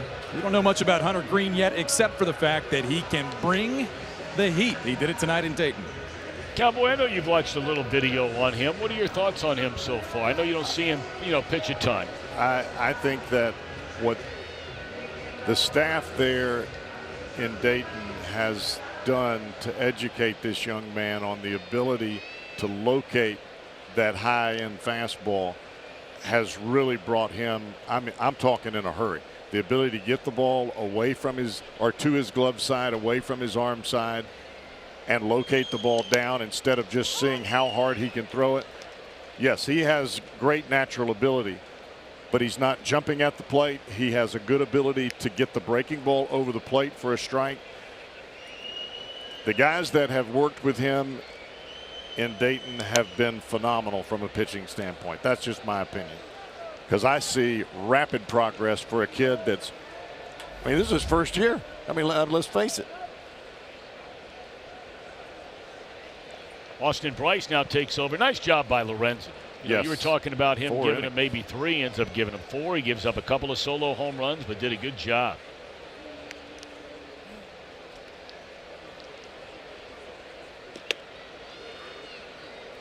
And this surprises me. He came in June 1st at San Diego, came in the ball game in the 6th, finished the game for a save. The ball game the Reds won 7-2, pitched 4 innings in that ball game. Yeah, he did a good job there. This guy is a very, very valuable piece of this team. Now, what his long-term role is going to be here, we'll see. He said all along, look, if they want me to be in the bullpen, I'm not going to make waves. But if you're asking me what's my preference, I would prefer to start.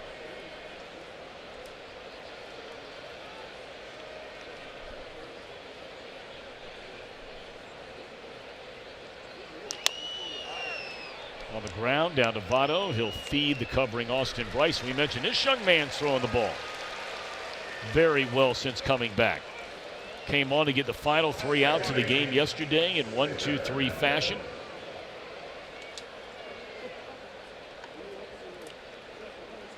Let's go back to the starting issue for Lorenzen. I think it's very difficult. There's not a workout that you can put together during a 3 or 4 month off season that is going to allow you to throw 200 innings. It takes a period of time of throwing the baseball. And every time that the Reds have gone that route, he gets to a certain spot and then he gets hurt. How many times do you want to take that risk? Do you want to use him in a position that they're using him now, where, okay, well, we can use him for 4 innings, we can use him to close a ball game? I mean, he's about as valuable of a piece as you can get for today's bullpen. It's a great point. Boy, it's a great point.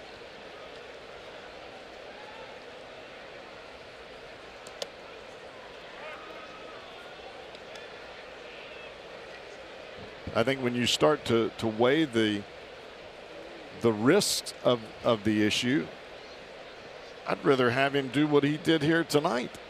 And I give him a couple of days off, maybe 3. And he can come back and throw 2 or 3 days in a row if you pitch him 1 inning. I mean, right. He can do anything. Mm-hmm.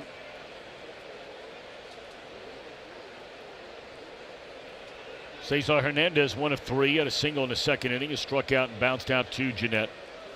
Already batting for the 4th time in this game.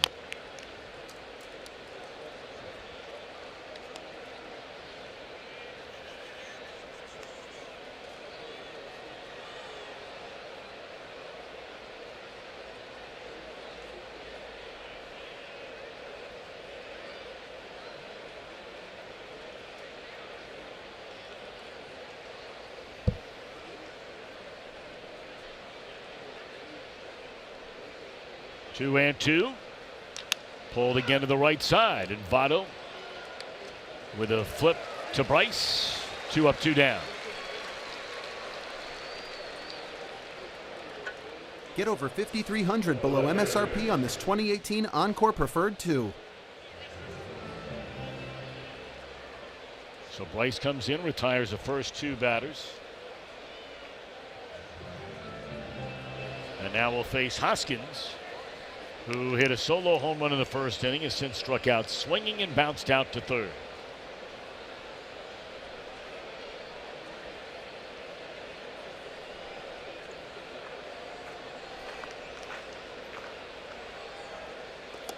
I would say that for Austin Bryce, his greatest asset on this ball club is Jared Hughes. Very similar type pitchers, hard sinker, breaking ball away. How do I use that sinker? What do I do when it's breaking big? What do I do when it's short? How do you get the ball away from a right-hander? Hughes has been doing this a long time. He could be a great teacher for Austin Bryce, as long as Bryce listens. And you know what? The time that you and I both spent around Bryce, he's the kind of guy that strikes me as somebody who would listen. He's a good kid. Starting to rain for the first time tonight. We had heard that from Local 12 that we might see a shower pop up from time to time tonight. I mean, it's more like a mist than a rain. Some of the fans are heading out. And some came prepared to hang in.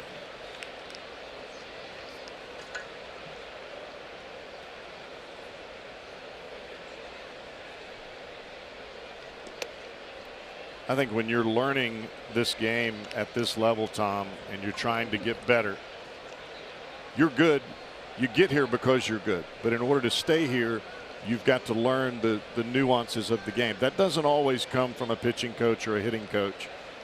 A lot of times that comes from your peers and your teammates and guys in your locker room.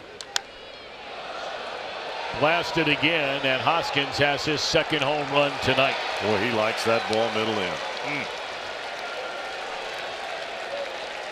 7 home runs have been hit in this game here tonight.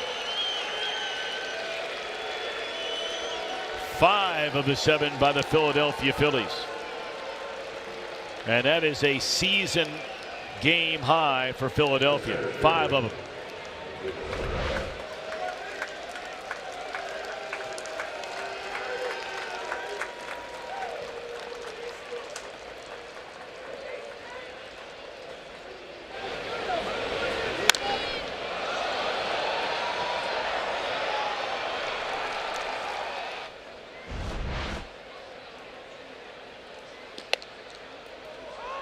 I think when you go back and look at that home run pitch, instead of that pitch having downward action, the ball stayed on the same plane coming back across the plate. That's the difference between what Jared Hughes throws and what a lot of times the mistakes are made with Austin Bryce. That ball had great movement, but it was flat and across the plate rather than going down. The ball that goes down is a ground ball. The ball that stays flat, well, you saw what happened with that one. 1-1 on Herrera. And that's straight up in the air, and this appears to be playable. It will be for Tucker. And the inning is over. But a solo home run makes it a 6-4 Philadelphia lead.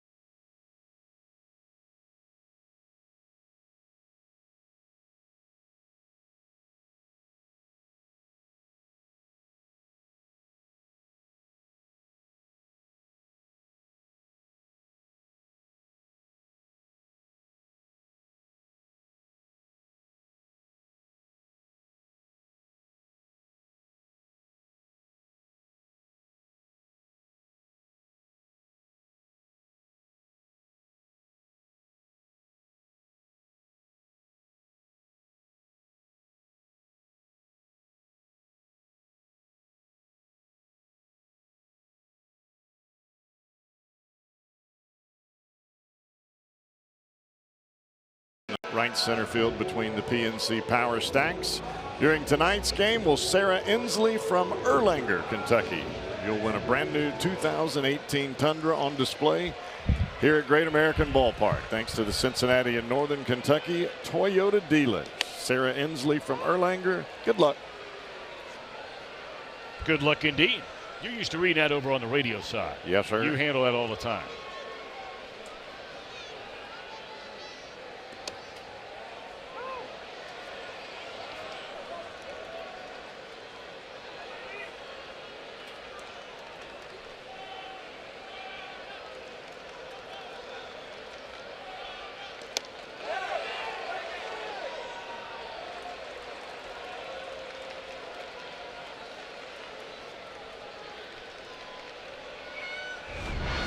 That was awfully close. Votto trying to use that little quick elbow in to foul that ball off.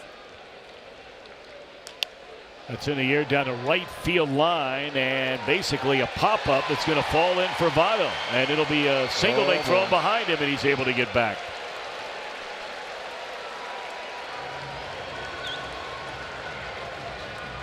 Well, the Phillies were squeezing the gaps a bit with right fielder Nick Williams. That ball was in the air for a while, but he was way over towards right center field. Votto made the right decision there. He looked like he was on skates for a second.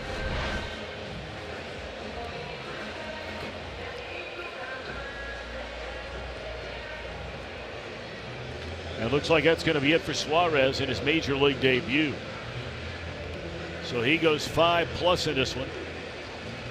And so far has given up 4 runs. The man at first belongs to him, but he does leave with a lead. So right now, as he walks off the mound, he is in line for a win in his major league debut. But we got a long way to go before we get there. We're back in a moment.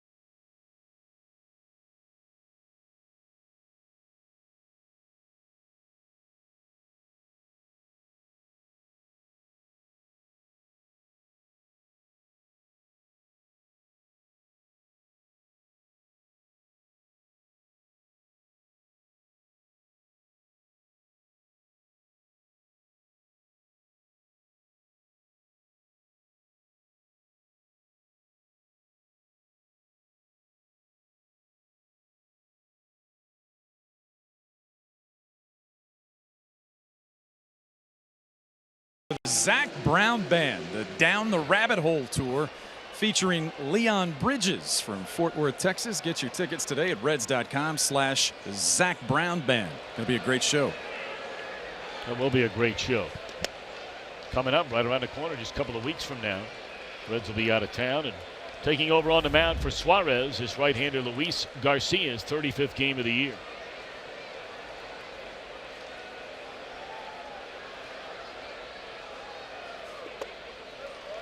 So Suarez gives up 6 hits and 5+. He's so far allowed 4 runs in his major league debut. He walked a batter and struck out 3. All in all, they probably feel pretty good about it. Well, probably the most improbable thing, or the most crazy thing about the night for Suarez, is he gave up 2 home runs. He hasn't given up but 2 home runs all year in the minor leagues. But then again, this is a whole different level, partner. Yes, it is.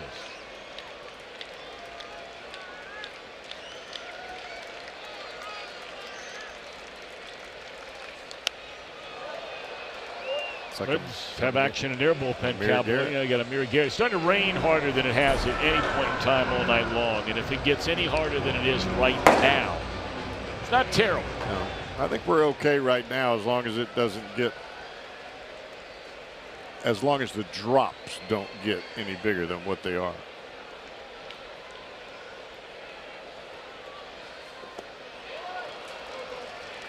Gone swinging is Suarez. So Garcia retires the first batter he faces. Best hitter in the Reds lineup right now. And here comes Adam Duvall. Well, the weekend weather was brutal. And it was brutal in St. Louis when we were there before the break and all the rain delays. We didn't start the game here on Friday night until 10 o'clock at night. That series opener, the first game back. We really lucked out in the Cardinals series. Really lucked out. They were calling for rain, turned into beautiful weather each of the 3 nights in the one-day game, the 2-night games, one-day game. And it was an incredibly beautiful day here today. And supposed to be really nice through the weekend with lots of sunshine and much cooler temperatures. The high for the weekend's like 82, 83 degrees.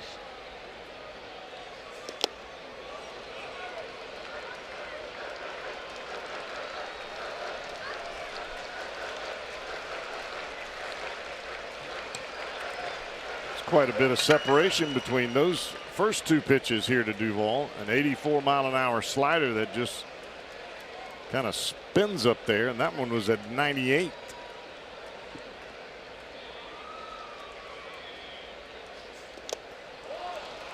Another slider got him swinging.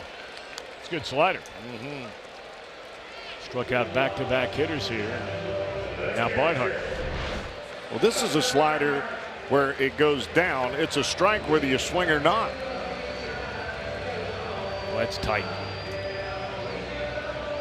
And late.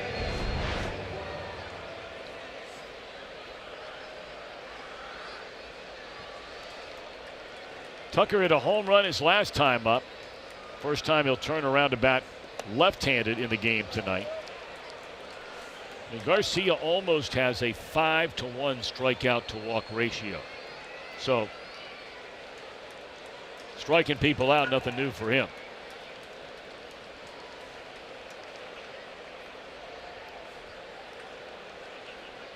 Oh, and 1 to Barnhart.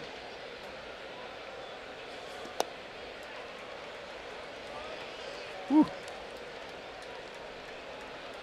I think that's without Forrest. He's acting like he's cleaning up the area around home plate. I think he's turning around saying, "Are you kidding me?"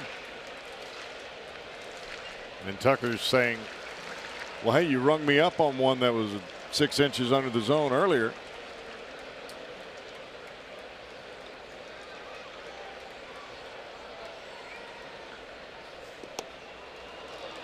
That's a really good breaking ball. When you've got a 98-mile-an-hour fastball and you can throw a breaking ball that is a strike and that has that much downward movement, and it's late. That's a last 4 or 5 feet break. Tough to decipher with your eyes.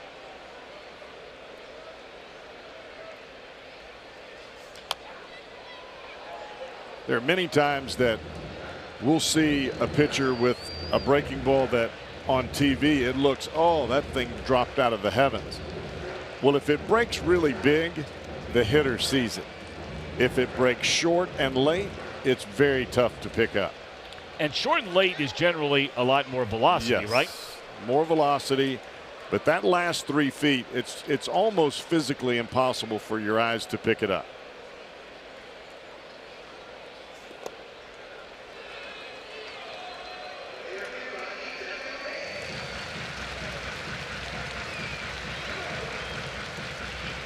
I can remember when I first started learning how to throw a slider when I was here. And Don Gullett, Grant Jackson were talking to me, and they said, look, if you can see it break big, it's too big. I'm thinking, well, that's the opposite of what I've always learned. They said, watch the catcher's mitt. Catcher's mitt moves to the side. You know you got a good one, and that was a good one there. Garcia comes in and strikes out all 3 batters he faces. We are in the rain in Cincinnati, and the Phillies lead at the end of 6-4.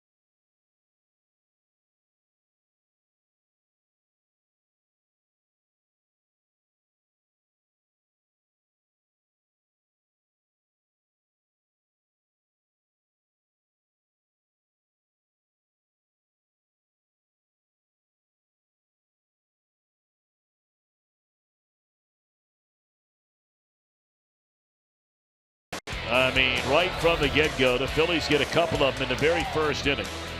Hoskins with one, then a 2-run home run by Santana.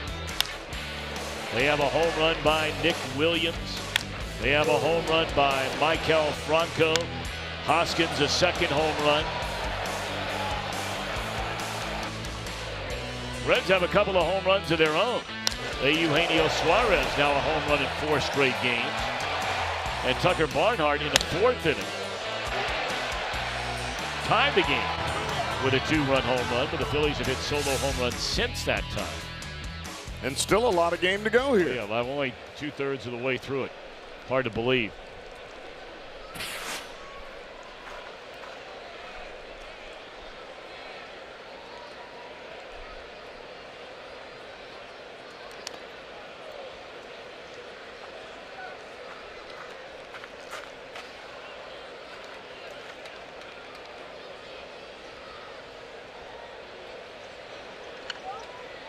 Santana, that 2-run home run in the first inning, has since struck out and flied out to right. Austin Bryce, his second inning of work, he allowed a hit, a solo home run to Hoskins. Votto let that ball play him, and he's fortunate that didn't scoot by him. He stayed with it, played it off to the left side, and is able to get the out at first base. You notice the approach has changed a bit for the Phillies as the game has gone on. When Malley started the ball game, there were a lot of pitches taken all the way through this lineup, 1 through 9, even the pitcher. But as the bullpen has come into the ball game, they've changed their approach. A lot more first pitch swings, much more aggressive as the game has moved along. You're right.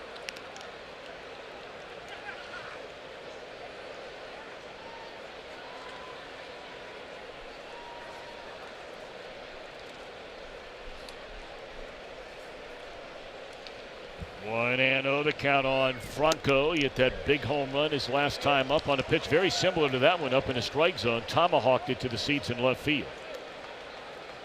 And I would hope that Anthony DeSclafani is seeing this as well. He's the starter in tomorrow's ball game. Hey, if they're going to take a bunch of pitches early in the game, I want to be ahead in the count early. That will be another home run. Boy, this is unbelievable.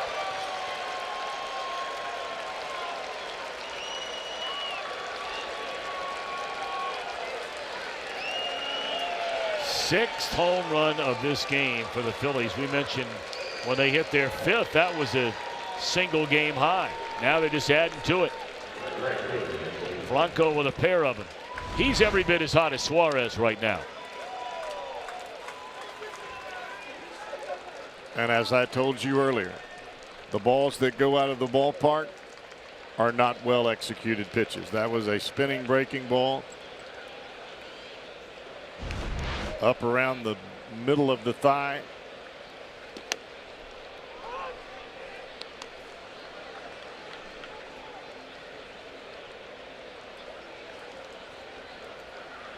Got to go back to Milwaukee here a year ago. On June the 29th, Brewers hit 6. And we're just, what, 2 batters into the 7th inning tonight.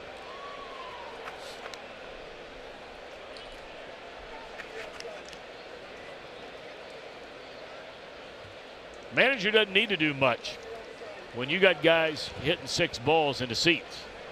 So Gabe just kind of kicking back and taking it easy. The only thing you're doing is making sure your left hand is all right when you pat him on the back to come back in the dugout. Right.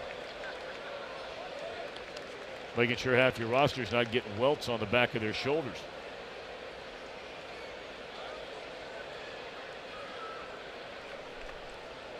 Tell you, it's really going to be an interesting, and Cowboy, we have all weekend to talk about it, but you're going to be here all 4 games on the television side, or 3 anyway. 3.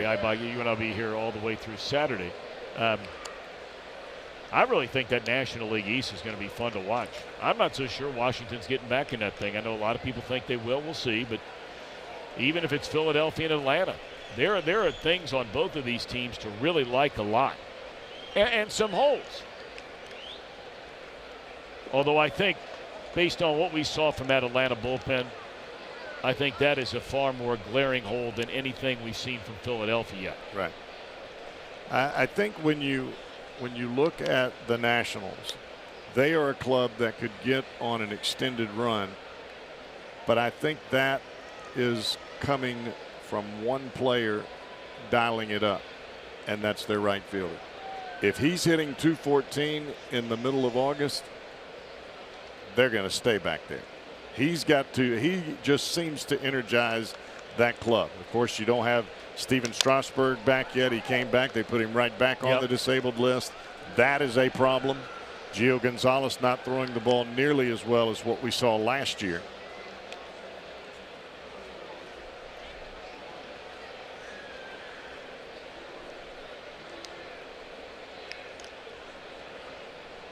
I mean, there's been some talk in D.C. about possible selling off pieces before we get to the end of this month.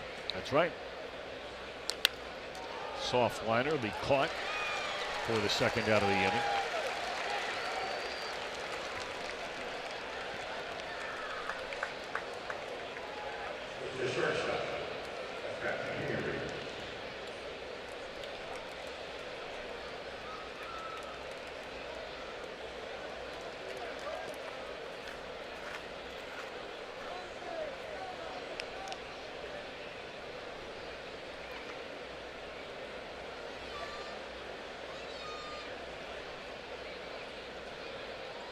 So 2 down in the inning, and here's Kingery.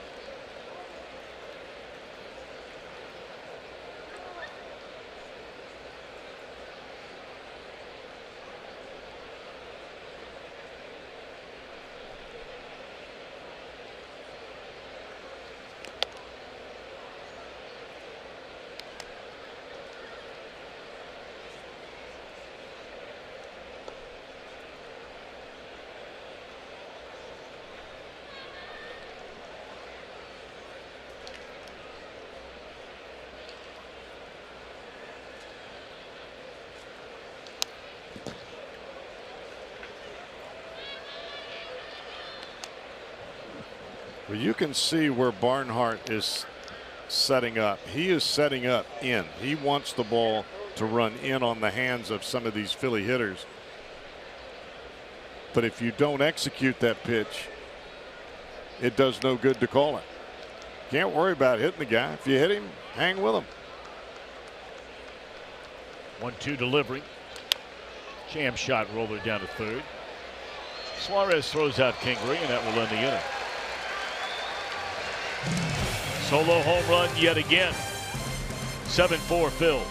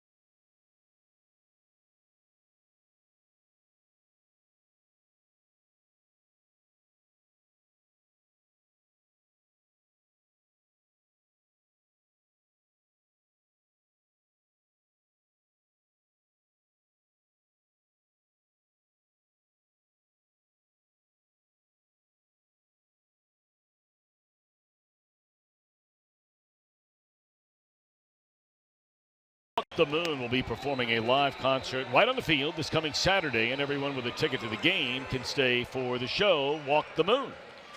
And again, we remind you, if you're thinking about coming down, you might have a schedule that came out a little bit early before we had this concert nailed down that might say the game's at 7:10. The game on Saturday is a 6:40 game.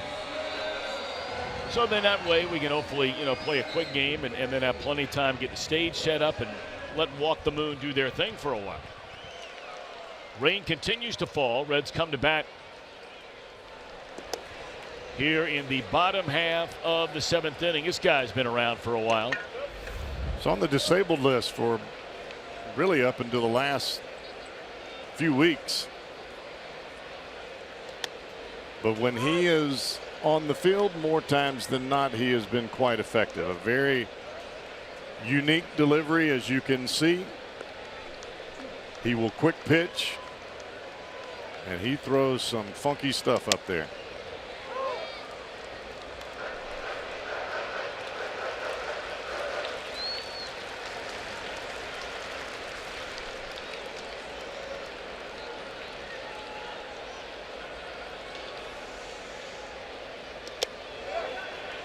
Foul tipped into the mitt of the catcher for out number 1.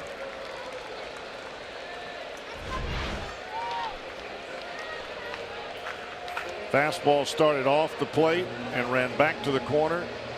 This one started on the corner and ran off the plate.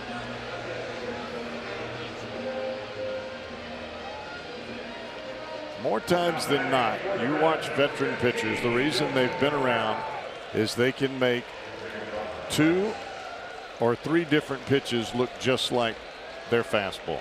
Everybody wants to hit a fastball. You make a breaking ball look like a fastball, you make a hitter look silly. Dilson Herrera. Yes, Dilson. Big hero, of course, in a Cardinal series, and he lifts one into deep left center field, but it'll be run down out there for the second out of the inning. First 2 retired. here by Nisha. This guy's been around, it seems like, forever. He gives you a great, just a difference out of your bullpen. We saw Garcia, who just came on, throwing 98 miles an hour with that hard downward breaking ball. Nishek comes into the ball game. If he throws 88, that's a top pitch, but a whole different arm angle and the lower velocity just gives you a different look.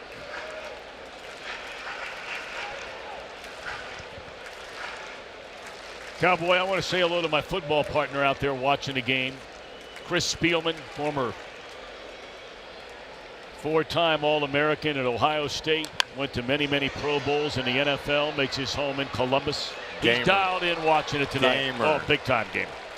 I only work with gamers. I don't want any of you China dolls coming in the booth. So I'm only working with gamers. I like it. You better believe it. Spielman, Cowboy, Welsh, no China dolls allowed.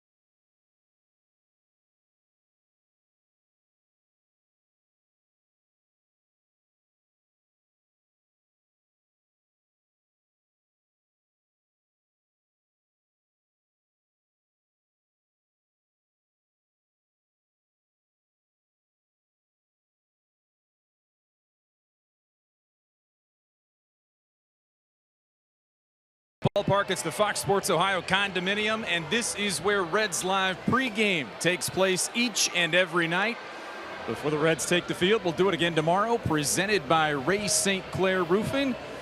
We'll be here for the postgame show as well. Coming up tomorrow, Anthony DeSclafani takes the mound for the Reds, a lot like Tyler Mahle. A couple of rough last outings for DeSclafani. We'll see if he can right the ship tomorrow night in Game 2 of this 4-game set against the Phils. In the meantime, we'll wait for the finish and expect you to join us here for the post-game show when it's over.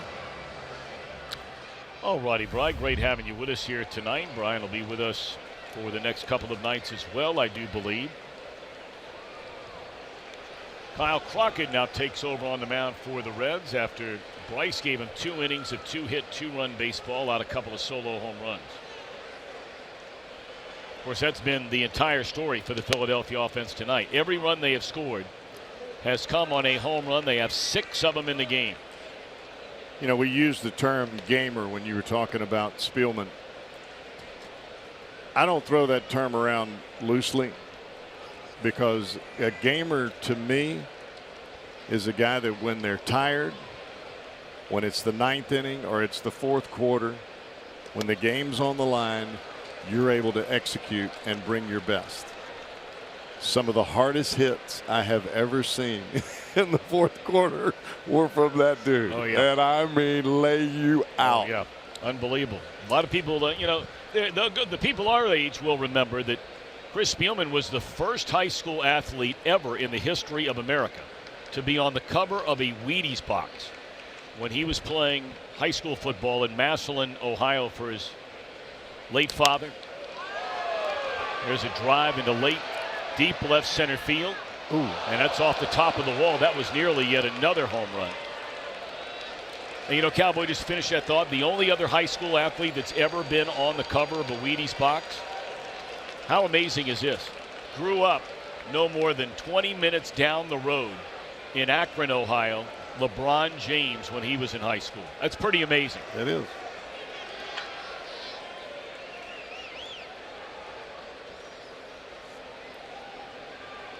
All right, Crockett now going to face. Let's see who the Phillies going to send up there. That will be number 15, Andrew Knapp, their backup catcher. Actually shares time at catcher. Alfaro gets a little more playing time. Knapp does get some decent playing time. Reds are still in this game. It's only a 3-run ball game, and we're only in the 8th inning.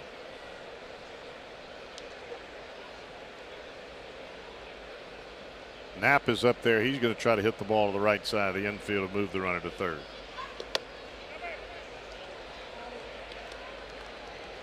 There are not too many catchers that hit in the leadoff spot. This guy does that every once in a while.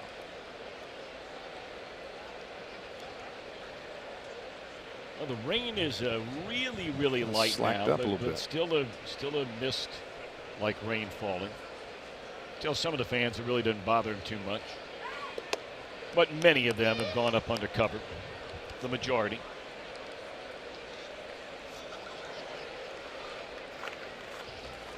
Well, the Dodgers just got beat up by these Phillies. They go down to Atlanta to open a 4-game weekend series tonight, and they are blasting the Braves. It is 6-0 in the 8th inning.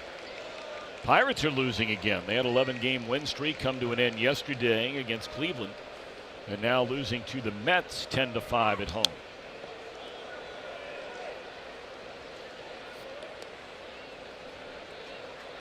Knapp's done a good job hitting off the bench, nearly a .300 batter as a pinch hitter. See his overall season average.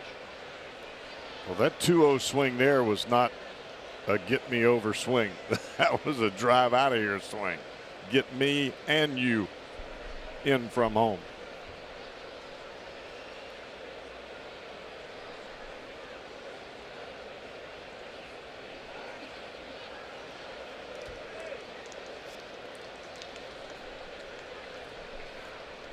Well, I don't think that Alfaro is going anywhere at second base. Maybe Crockett just didn't quite like the signal that he got from the catcher Barnhart. They're taking quite a while to get on the same page for what they want to do here on this 2-1 pitch on Knapp. Good pitch on the inside corner.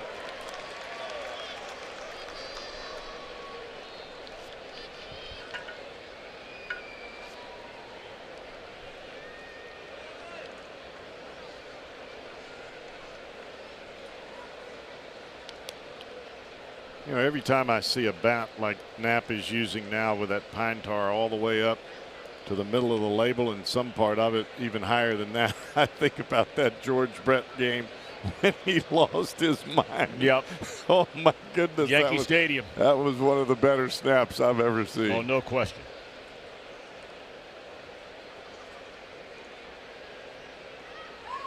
Breaking ball down and in.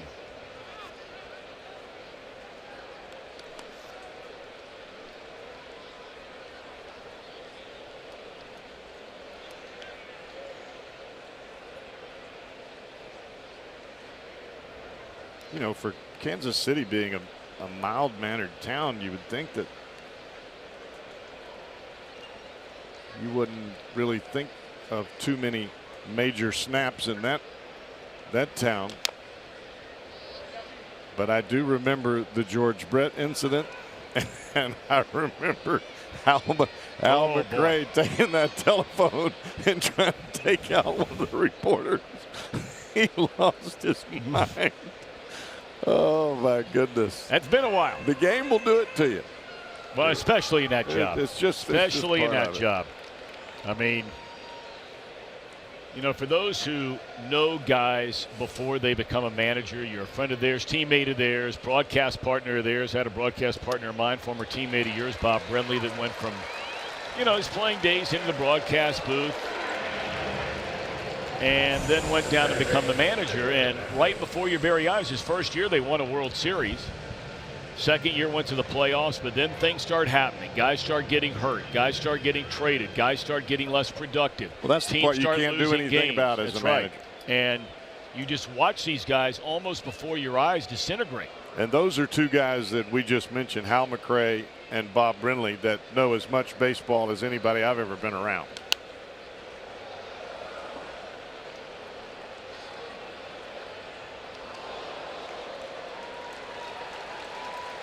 But boy, it will chew you up. I used to love to sit by Hal McRae during the ball game. Now that's back at Riverfront where they had the bullpens on the field, and watch him evaluate the opposing hitters. Because if I could listen to some of the things that he picked up, I would take that into the ball game when I was pitching late in the game. As I said earlier, it's not always about the pitching coach. Sometimes it's teammates. It could be a hitting coach helping a pitcher, as McRae did for me.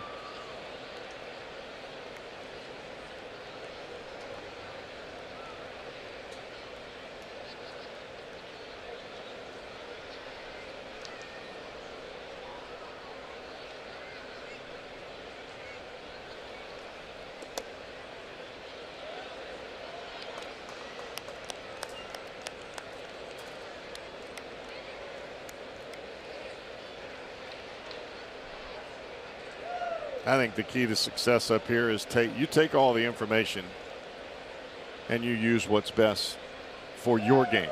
You can't be somebody else. The base hit in the left field, it'll bring in another run. So that's the first time the Phillies going to score a run in this game, as the runner is out at second base, came off the bag. Well, the wetness of the field allowed Hernandez to take second, because that ball really did some major skipping as it came off the bat. Duvall made a great play, but it also cost Hernandez because he slid through the bag. He gets an RBI on the play. They do get the second out, and that makes it an 8-4 ball game.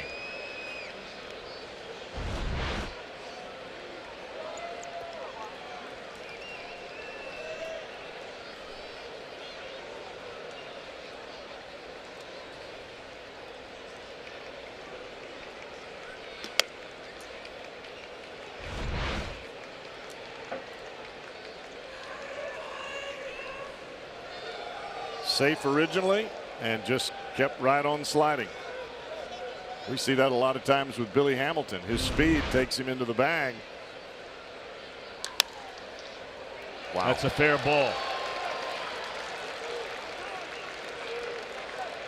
And coming into second base again, and Scooter will try and hold the tag down, but keeping his hand on it is Hoskins, who has 2 home runs and a double here tonight. That was close to being back-to-back assists by Adam Duvall on balls that he had to race to the left field line to get. I mean, this ball's right over the bag. He made that a close play.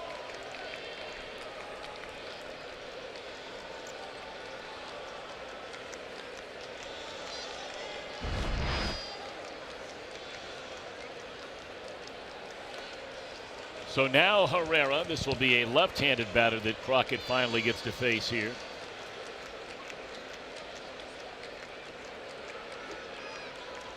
A run home. Phillies have scored in all but 2 of their innings tonight. They did not score in the second inning, though they left 2 on base. And then Lorenzen had a 1-2-3 fourth inning. Outside of that,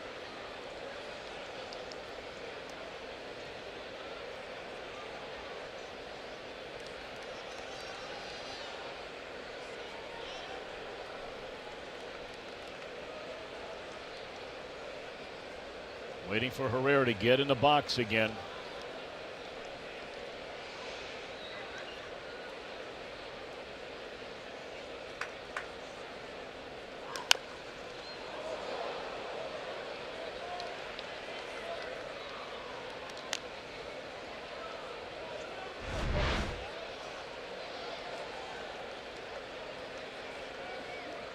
You watch Herrera, and this is probably not the case, but just to the eye watching the game tonight, there are times where he's made up his mind before the pitch ever comes that he's going to take it, as we saw earlier, and he struck out, never took the bat off his shoulder in the 4th inning looking. The first pitch from Crockett, he was stepping out of the batter's box as the ball was coming to the plate. That pitch, he looked like he was going to swing no matter where it was.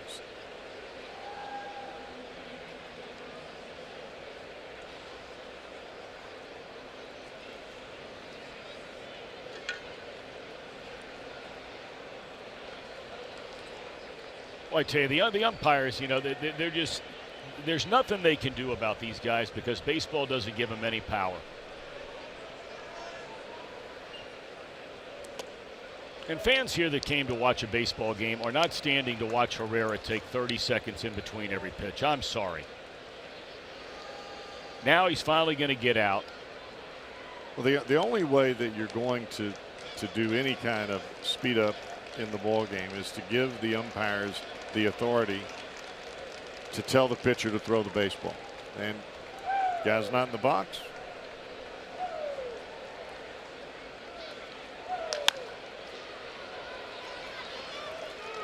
And that will end the inning. But the Phillies get another run for the first time, not the long ball. And it's an 8-4 Philadelphia lead.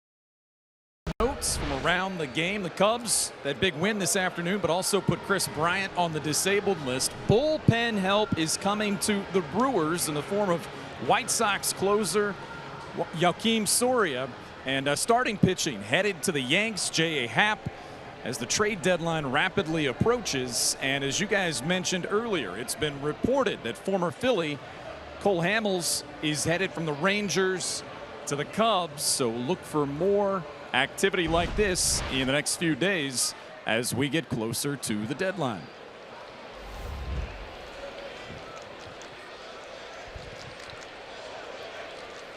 Oh, I don't think there's any doubt about that. I mean, some of the big names have been traded. The biggest name has been traded as Adam Morgan now takes over on the mound for Philadelphia. They've gotten good relief work tonight, both from Neshek and Garcia, who struck out all three batters he faced in front of him.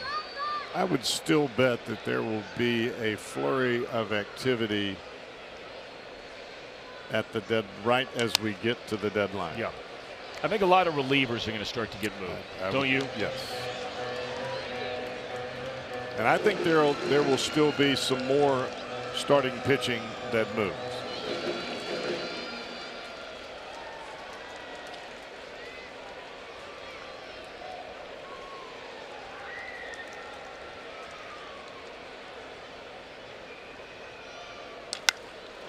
That ball stung to center field, and that's a base hit by Peraza.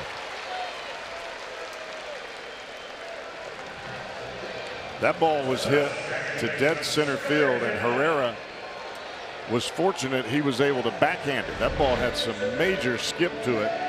We saw the ball earlier with Adam Duvall in left field. You get some rain on that grass, you hit the ball on a line, it's going to skip, and there's a chance many times that it could skip right by an outfielder.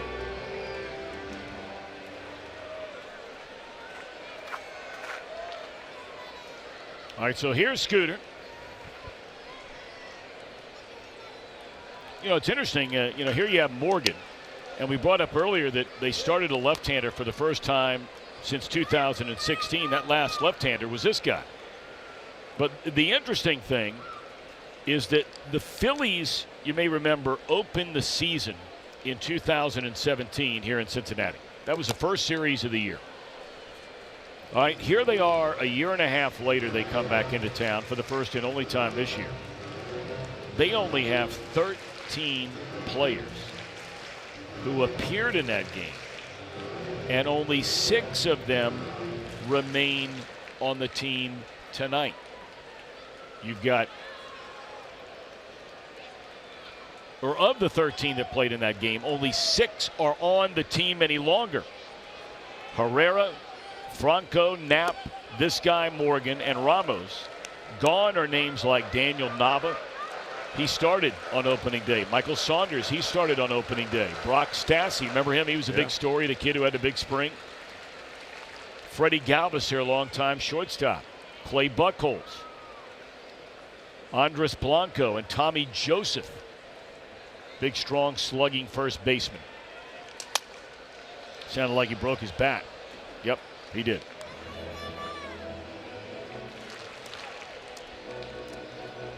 So when you think about, you know, turning over a roster, I mean, my goodness. It's incredible what they've done, especially on the pitching side of things.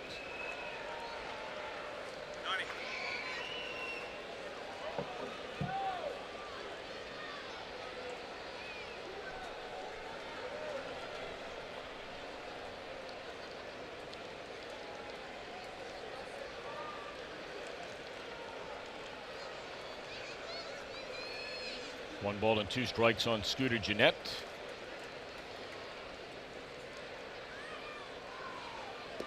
Started 2 and laid off. Well, you're at a spot in the Reds lineup where if you have any hope of putting up a big inning, this is the spot to do it. You've already got Peraza aboard, Gennett, Votto, Suarez.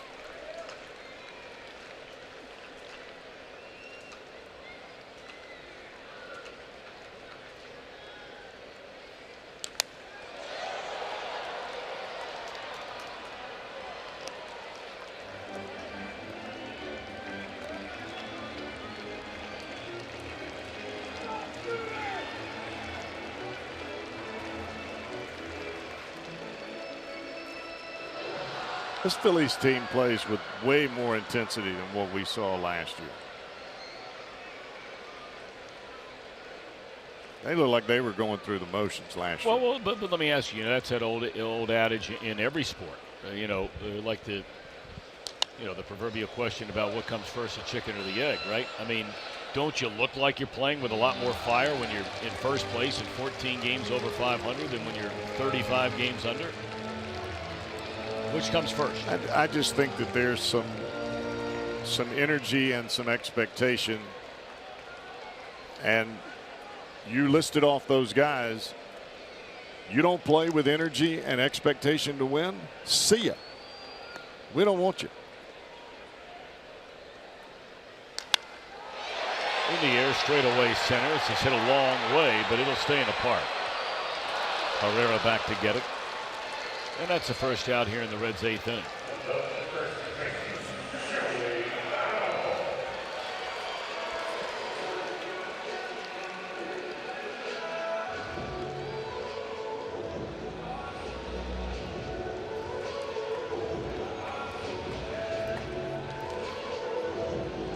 You make some signings like you did with Santana at first base.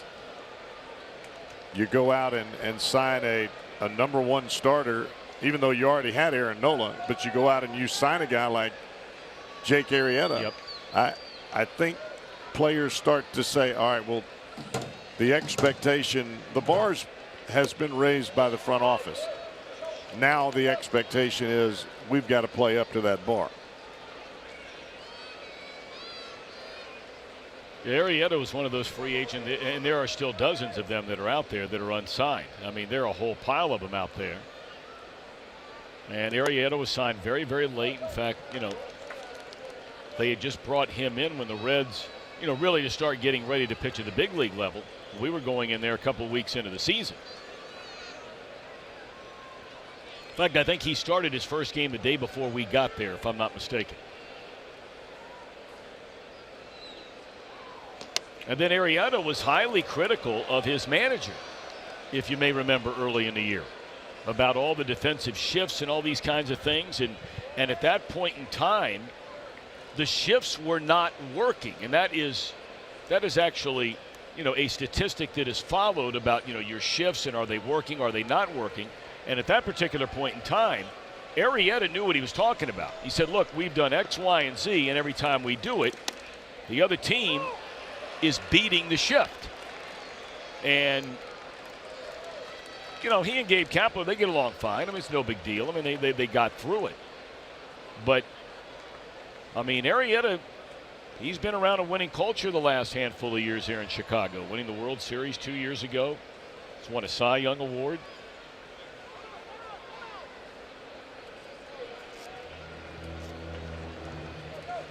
But I think when you have a veteran player that issues challenges of that magnitude. Sure.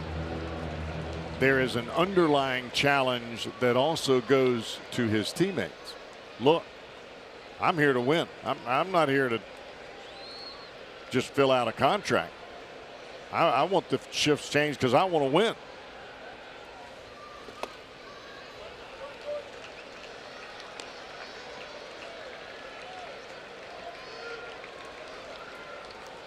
Votto had a bloop single down the right field line his last time up. He's 1 for 3 in the game. Joey really, really struggling right now. He's been going through the last 25 games or so where hits have been few and far between for him.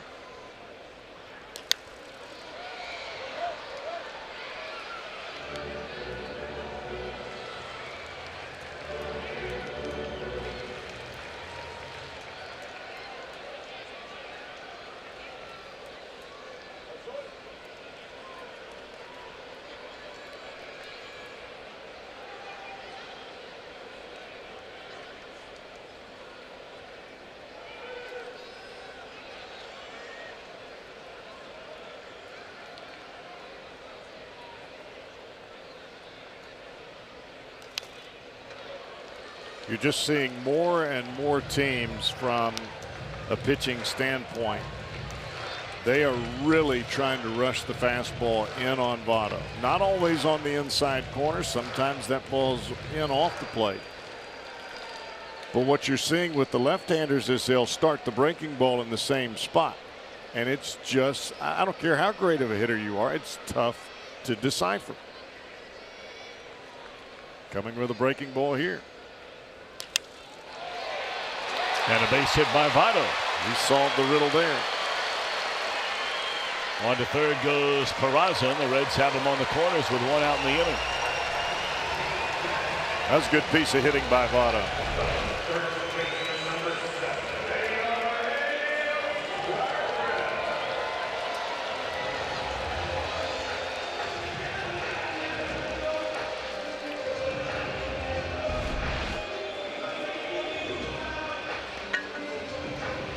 And after facing the left-hander with the right-handed batting Suarez coming out, here comes Gabe Kapler.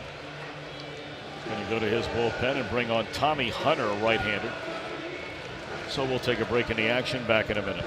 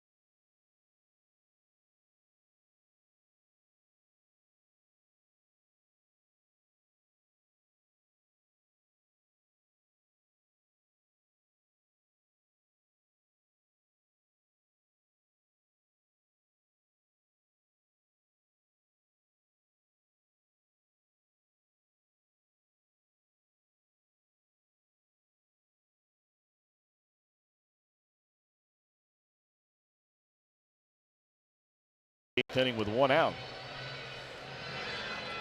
The Eugenio Suarez coming up. And now on to pitch a big fella, Tommy Hunter. You look at Hunter's numbers and they're not eye-popping, especially for a guy that pitches at the back end of the ball game. But the Phillies sure like him. They like him in these spots.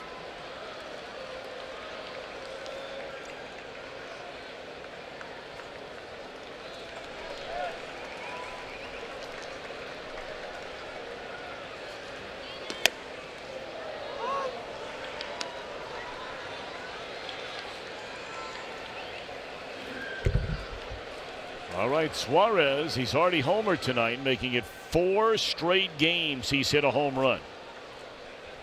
Barnhart tonight is homered for the 3rd consecutive game. And it's interesting to note, according to Elias, this is the first time in Reds franchise history, the oldest franchise, as you know, in Major League Baseball, to have 3 batters have homered in 4 consecutive games in the same season. Votto did it back in April. Scooter did it in May. Suarez on the current 4-game run. How about that? That's all-star row. That's exactly right, all-star row. 0-2 to Suarez.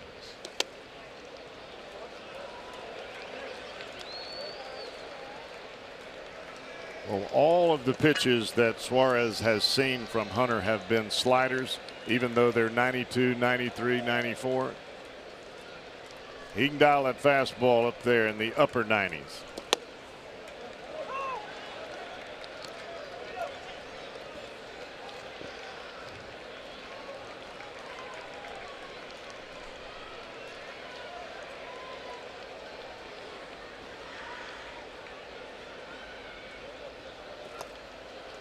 And that ball gets away, and Votto does not advance to second base.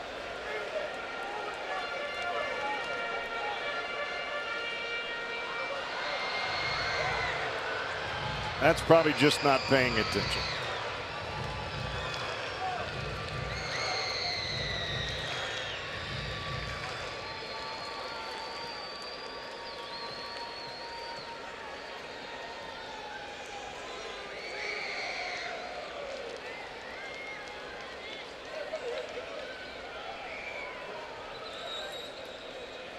Three and two the count on Suarez, and struck him out. 2 away in the inning.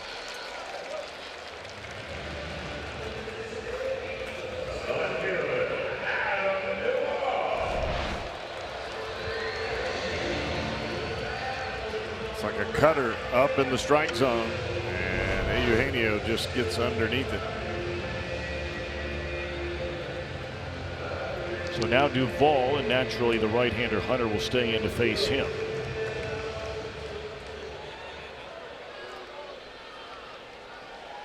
Duvall tonight had an extra base hit taken away in the very first inning on a diving play by Hoskins in left field. He sends fly to right and struck out. They're on the corners with 2 away. Virtually every other game that started tonight is over. You know, this is the intriguing part of Duvall. You and I talked about this earlier. Yeah, he's hitting right at 200. But in a situation like this, he catches one, it's a 1-run ball game. He's got that kind of power from line to line. Doesn't matter if it's right or left.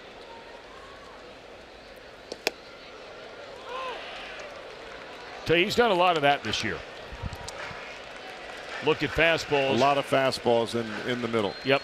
And I'm not sure if that's because he's trying to guard against the breaking ball, because that's been an Achilles heel for him in his career.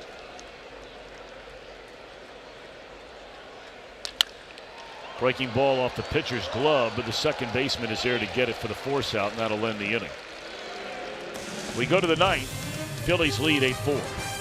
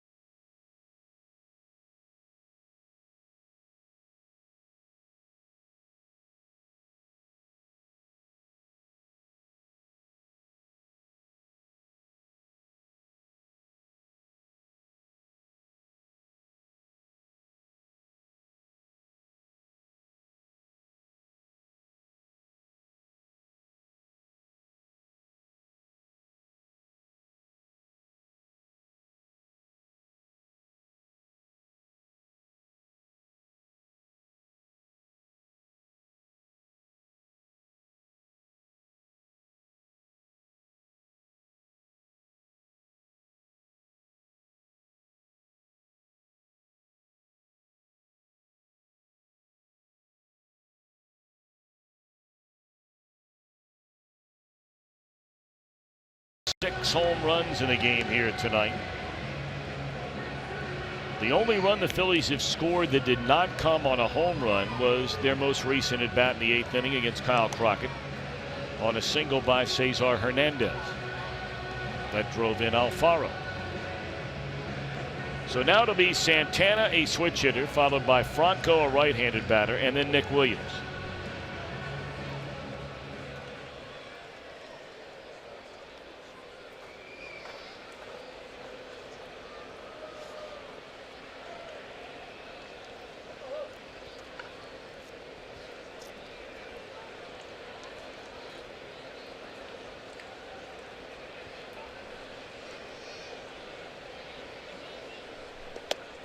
In there a strike.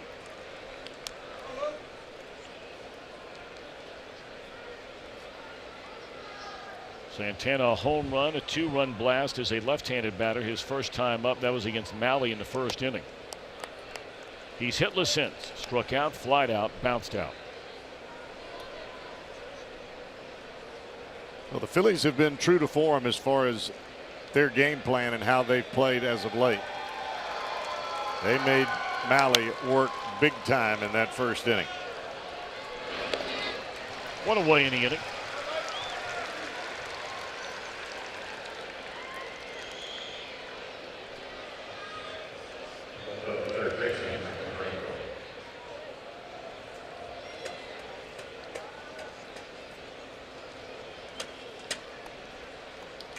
So you think that maybe Franco will try to drag bunt here, or go, oh yeah, or sure, yeah, sure. Go for the third homer.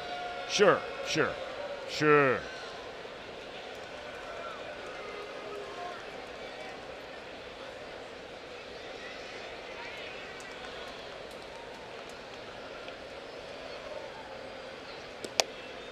I remember the at bat Franco had against Aroldis Chapman his rookie year in the big leagues in Philadelphia. Hit a game-winning home run. I think he hit it off the foul ball down the left field line. You're exactly right. And it was a fastball at 101, if I remember correctly. I know it was at least 100 miles an hour. Yep. And he hit it down the left field line. And my jaw was resting on my chest. I couldn't believe it.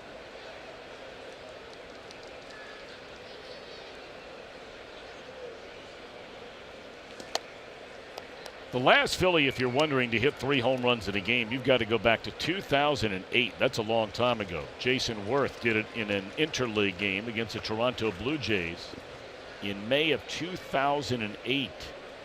You know, that's really hard to believe because Ryan Howard still had a lot of good years left in him.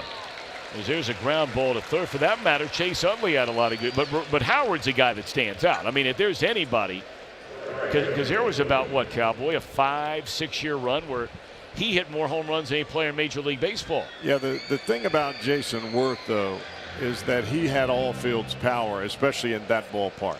He could hit it down the left field line. He could hit it down the right field line. It did not matter. Howard, he was almost from right center field to the line. He didn't hit a whole lot of balls the other way. But boy, when he hit him. He did hit him.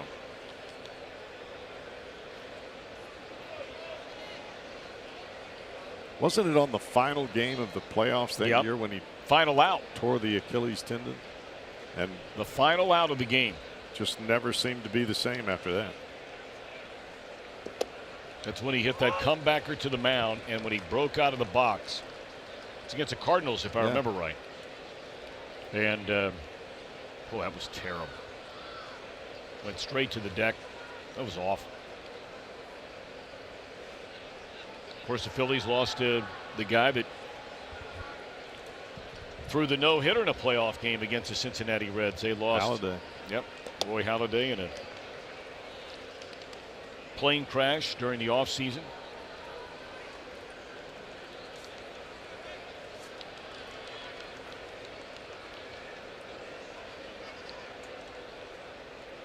Two and one the count. Oh. That ball is launched, and it's a 2-homer night for Nick Williams. Golly day, was that ball killed. Now 3 Phillies here tonight that have hit 2 home runs. I don't know if I've ever seen that in a game. I don't either.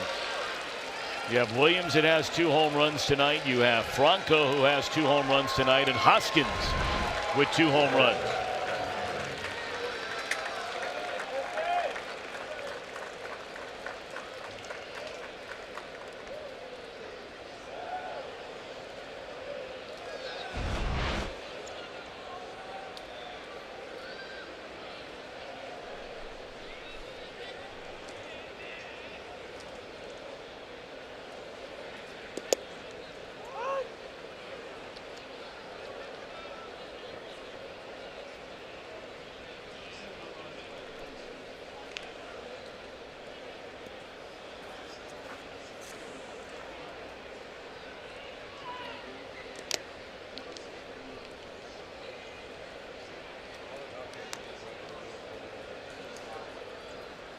The 7 home runs tonight ties a franchise record for the Phillies.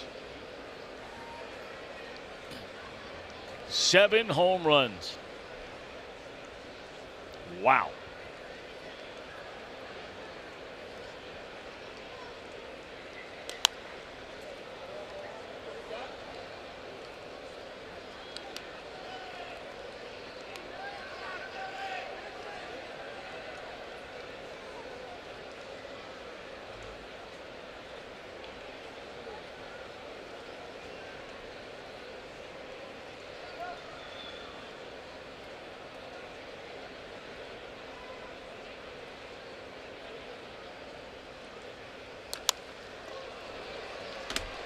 Looped into left field, a base hit. Boy, the hits just keep on coming tonight for the Phillies. This is unbelievable.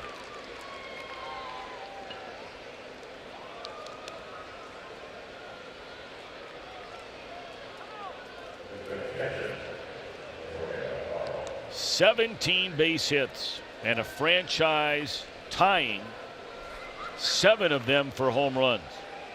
Alfaro has 2 hits. He's been on base 3 times. The only out he made, he had a line drive that almost knocked Irvin over back in the 3rd. And that would have been an 8th home run the last time Alfaro was at the plate. The ball hit the very top of the yellow line out in left center field, right in front of the Starfire bullpen sign. It's our buddy Kurt Dimer. That's right. It's big league company. Yes, he is. Coolants Plus.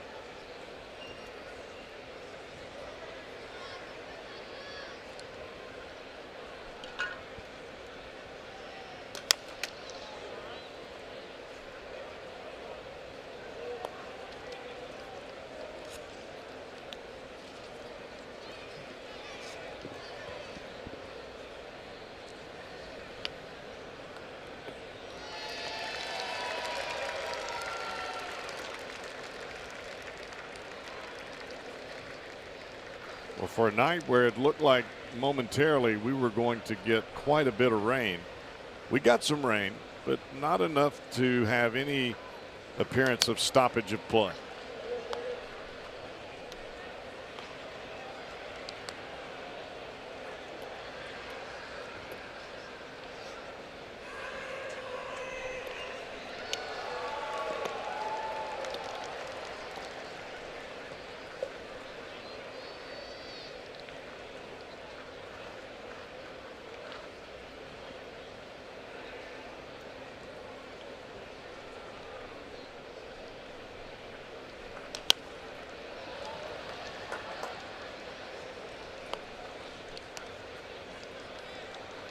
It seems like every batter that the Phillies run to the plate is swinging out of their shoes. They've probably got to relace their shoes every time they go back to the dugout, because all the pitches that we are throwing for the majority are just out over the plate. Well, that's what I'm saying. This is the kind of game, and what it's really frustrating to watch for people who have watched baseball for a long, long time. This is a kind of game where at least somebody sooner or later would have been stood up in a game like this, because like you said, they are just going up there and they are swinging from their heels on every pitch that comes up there. And there hasn't been a pitch in its game that's even moved a guy back 3 inches off the plate. And again, like you brought up earlier, I don't want anybody to please misunderstand what I'm saying. Not talking about hitting Not somebody. talking about hitting anybody, because I'm not a fan of that either. But, I mean, these guys the ball are in at the hands. You make the hitter retreat his hands. It changes the perception of the outside corner and the outside part of the plate. And what it does do is it keeps the hitter from being so aggressive with that front shoulder driving to the plate. There's Plouffe coming up to bat for Hunter. Hunter did a good job. He came in and got the only 2 batters that he faced. When the Reds had something going on there, it looked like. Chance to get back in the game with a couple of guys on and Suarez coming up.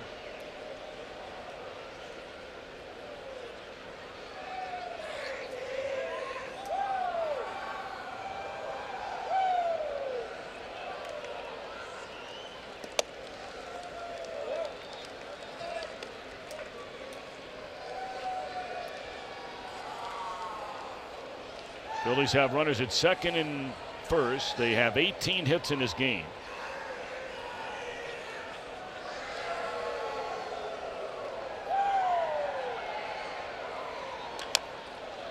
Tapper foul wide of third. Plouffe was the guy who was that hero. We showed you the highlights in that 17 or that 6-hour game, the 16-inning marathon the other night. He's the one that hit it off Kike Hernandez. Yes, correct? he did. To right center field. Tomahawked that pitch the other way.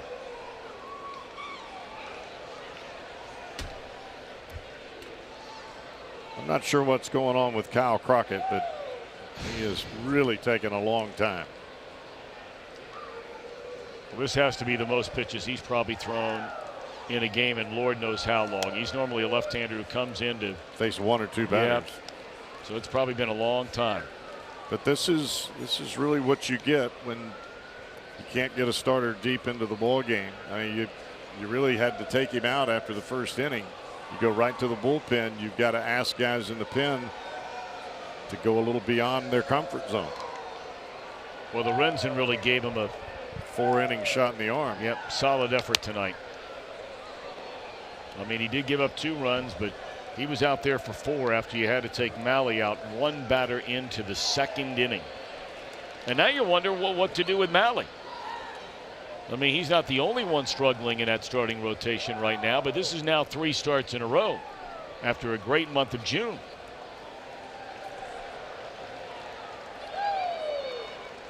The season high for Crockett this year, 30 pitches. He's thrown 45 here tonight. And that strikeout will end the inning. 3 hits, 1 in. Reds will bat in the bottom of the 9th, trailing 9-4.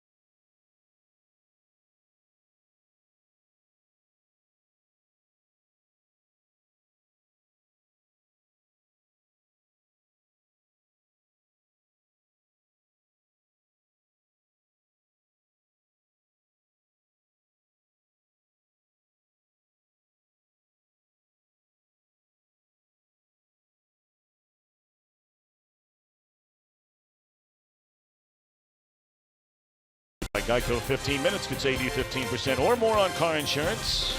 And by Toyota. For over 30 offers, visit buyatoyota.com. Toyota, let's go places.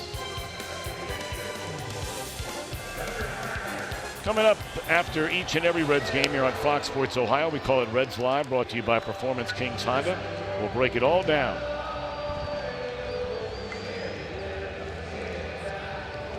Ryan Giesenslaw already ready to go. Yes, there he is. Is that Ronnie there with him? Ronnie Millinor? Yep. Rufus. And there's our main man, Joel, down there hanging out. Yes, indeed. Looking good. Look, always smiling. Always smiling. Yes, indeed.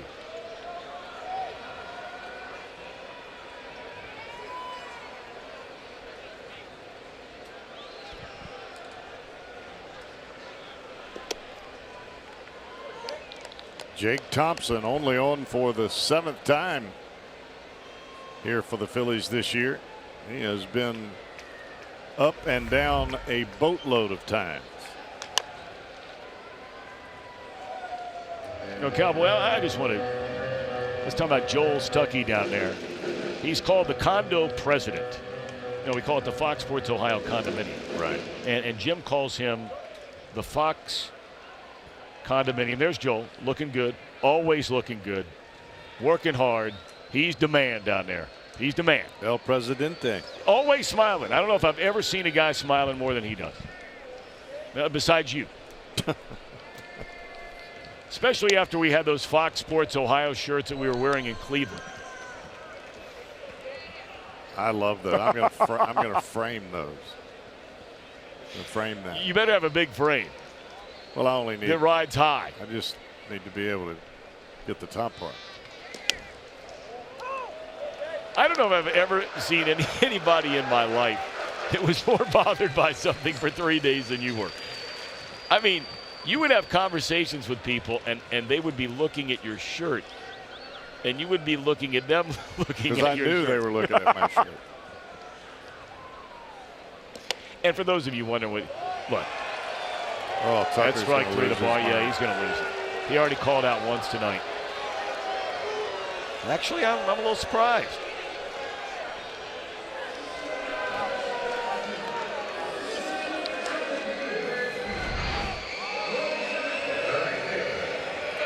Oh, my goodness.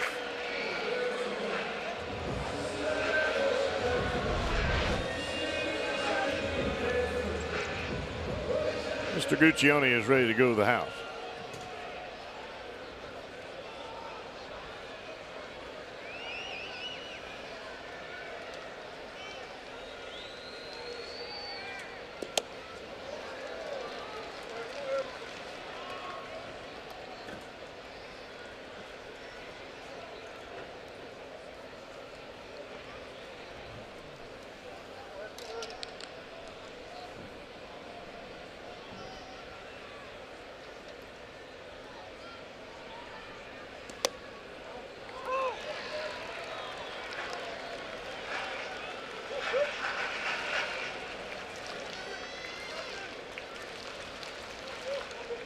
Like newly recalled Mason Williams is standing in the on-deck circle. Evidently, he will hit in the 8th spot.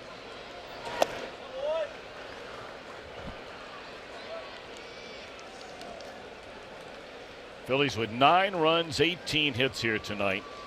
They tie a franchise record, hitting 7 home runs in this game.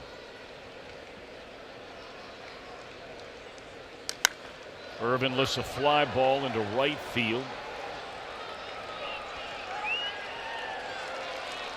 And the Reds are down to their final out of the ninth.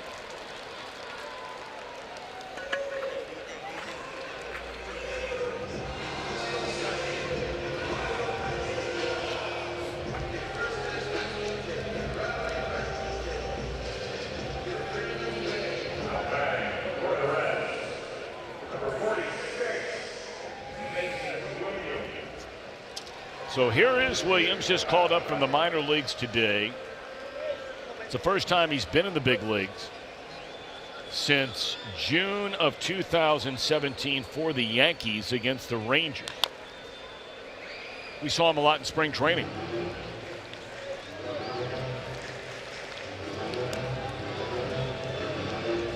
Well, at this point, when you've got two of your regular outfielders down, you've got to kind of reach deep into your farm system. That's one of the reasons that the Reds signed Mason Williams, is for some insurance just in case something like this has happened.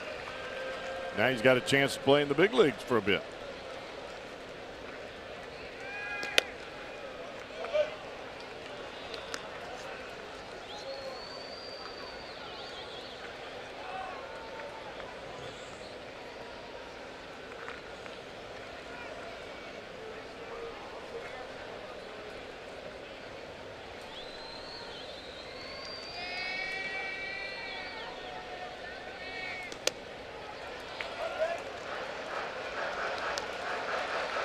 Of course, when you get called right back up to the big leagues, you don't care if it's 9-4 or 19-4.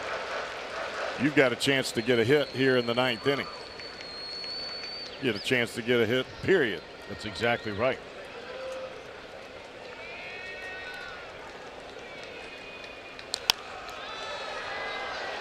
Short left field. Anybody going to get to this one? Yes, that's the old ball game. 9-4, the Philadelphia Phillies take the opening game. Going to be a long weekend here, meaning we have a 4-game series. So Reds will try and come back and even things up here tomorrow afternoon or tomorrow night. Well, you have 3 guys to pick from. The Phillies had 3 players in the game tonight that hit 2 home runs in a game. And our Miller Lite Hold True moments, we're going to show you the 2 clubbed by Nick Williams. Man, they were lasers, both of them.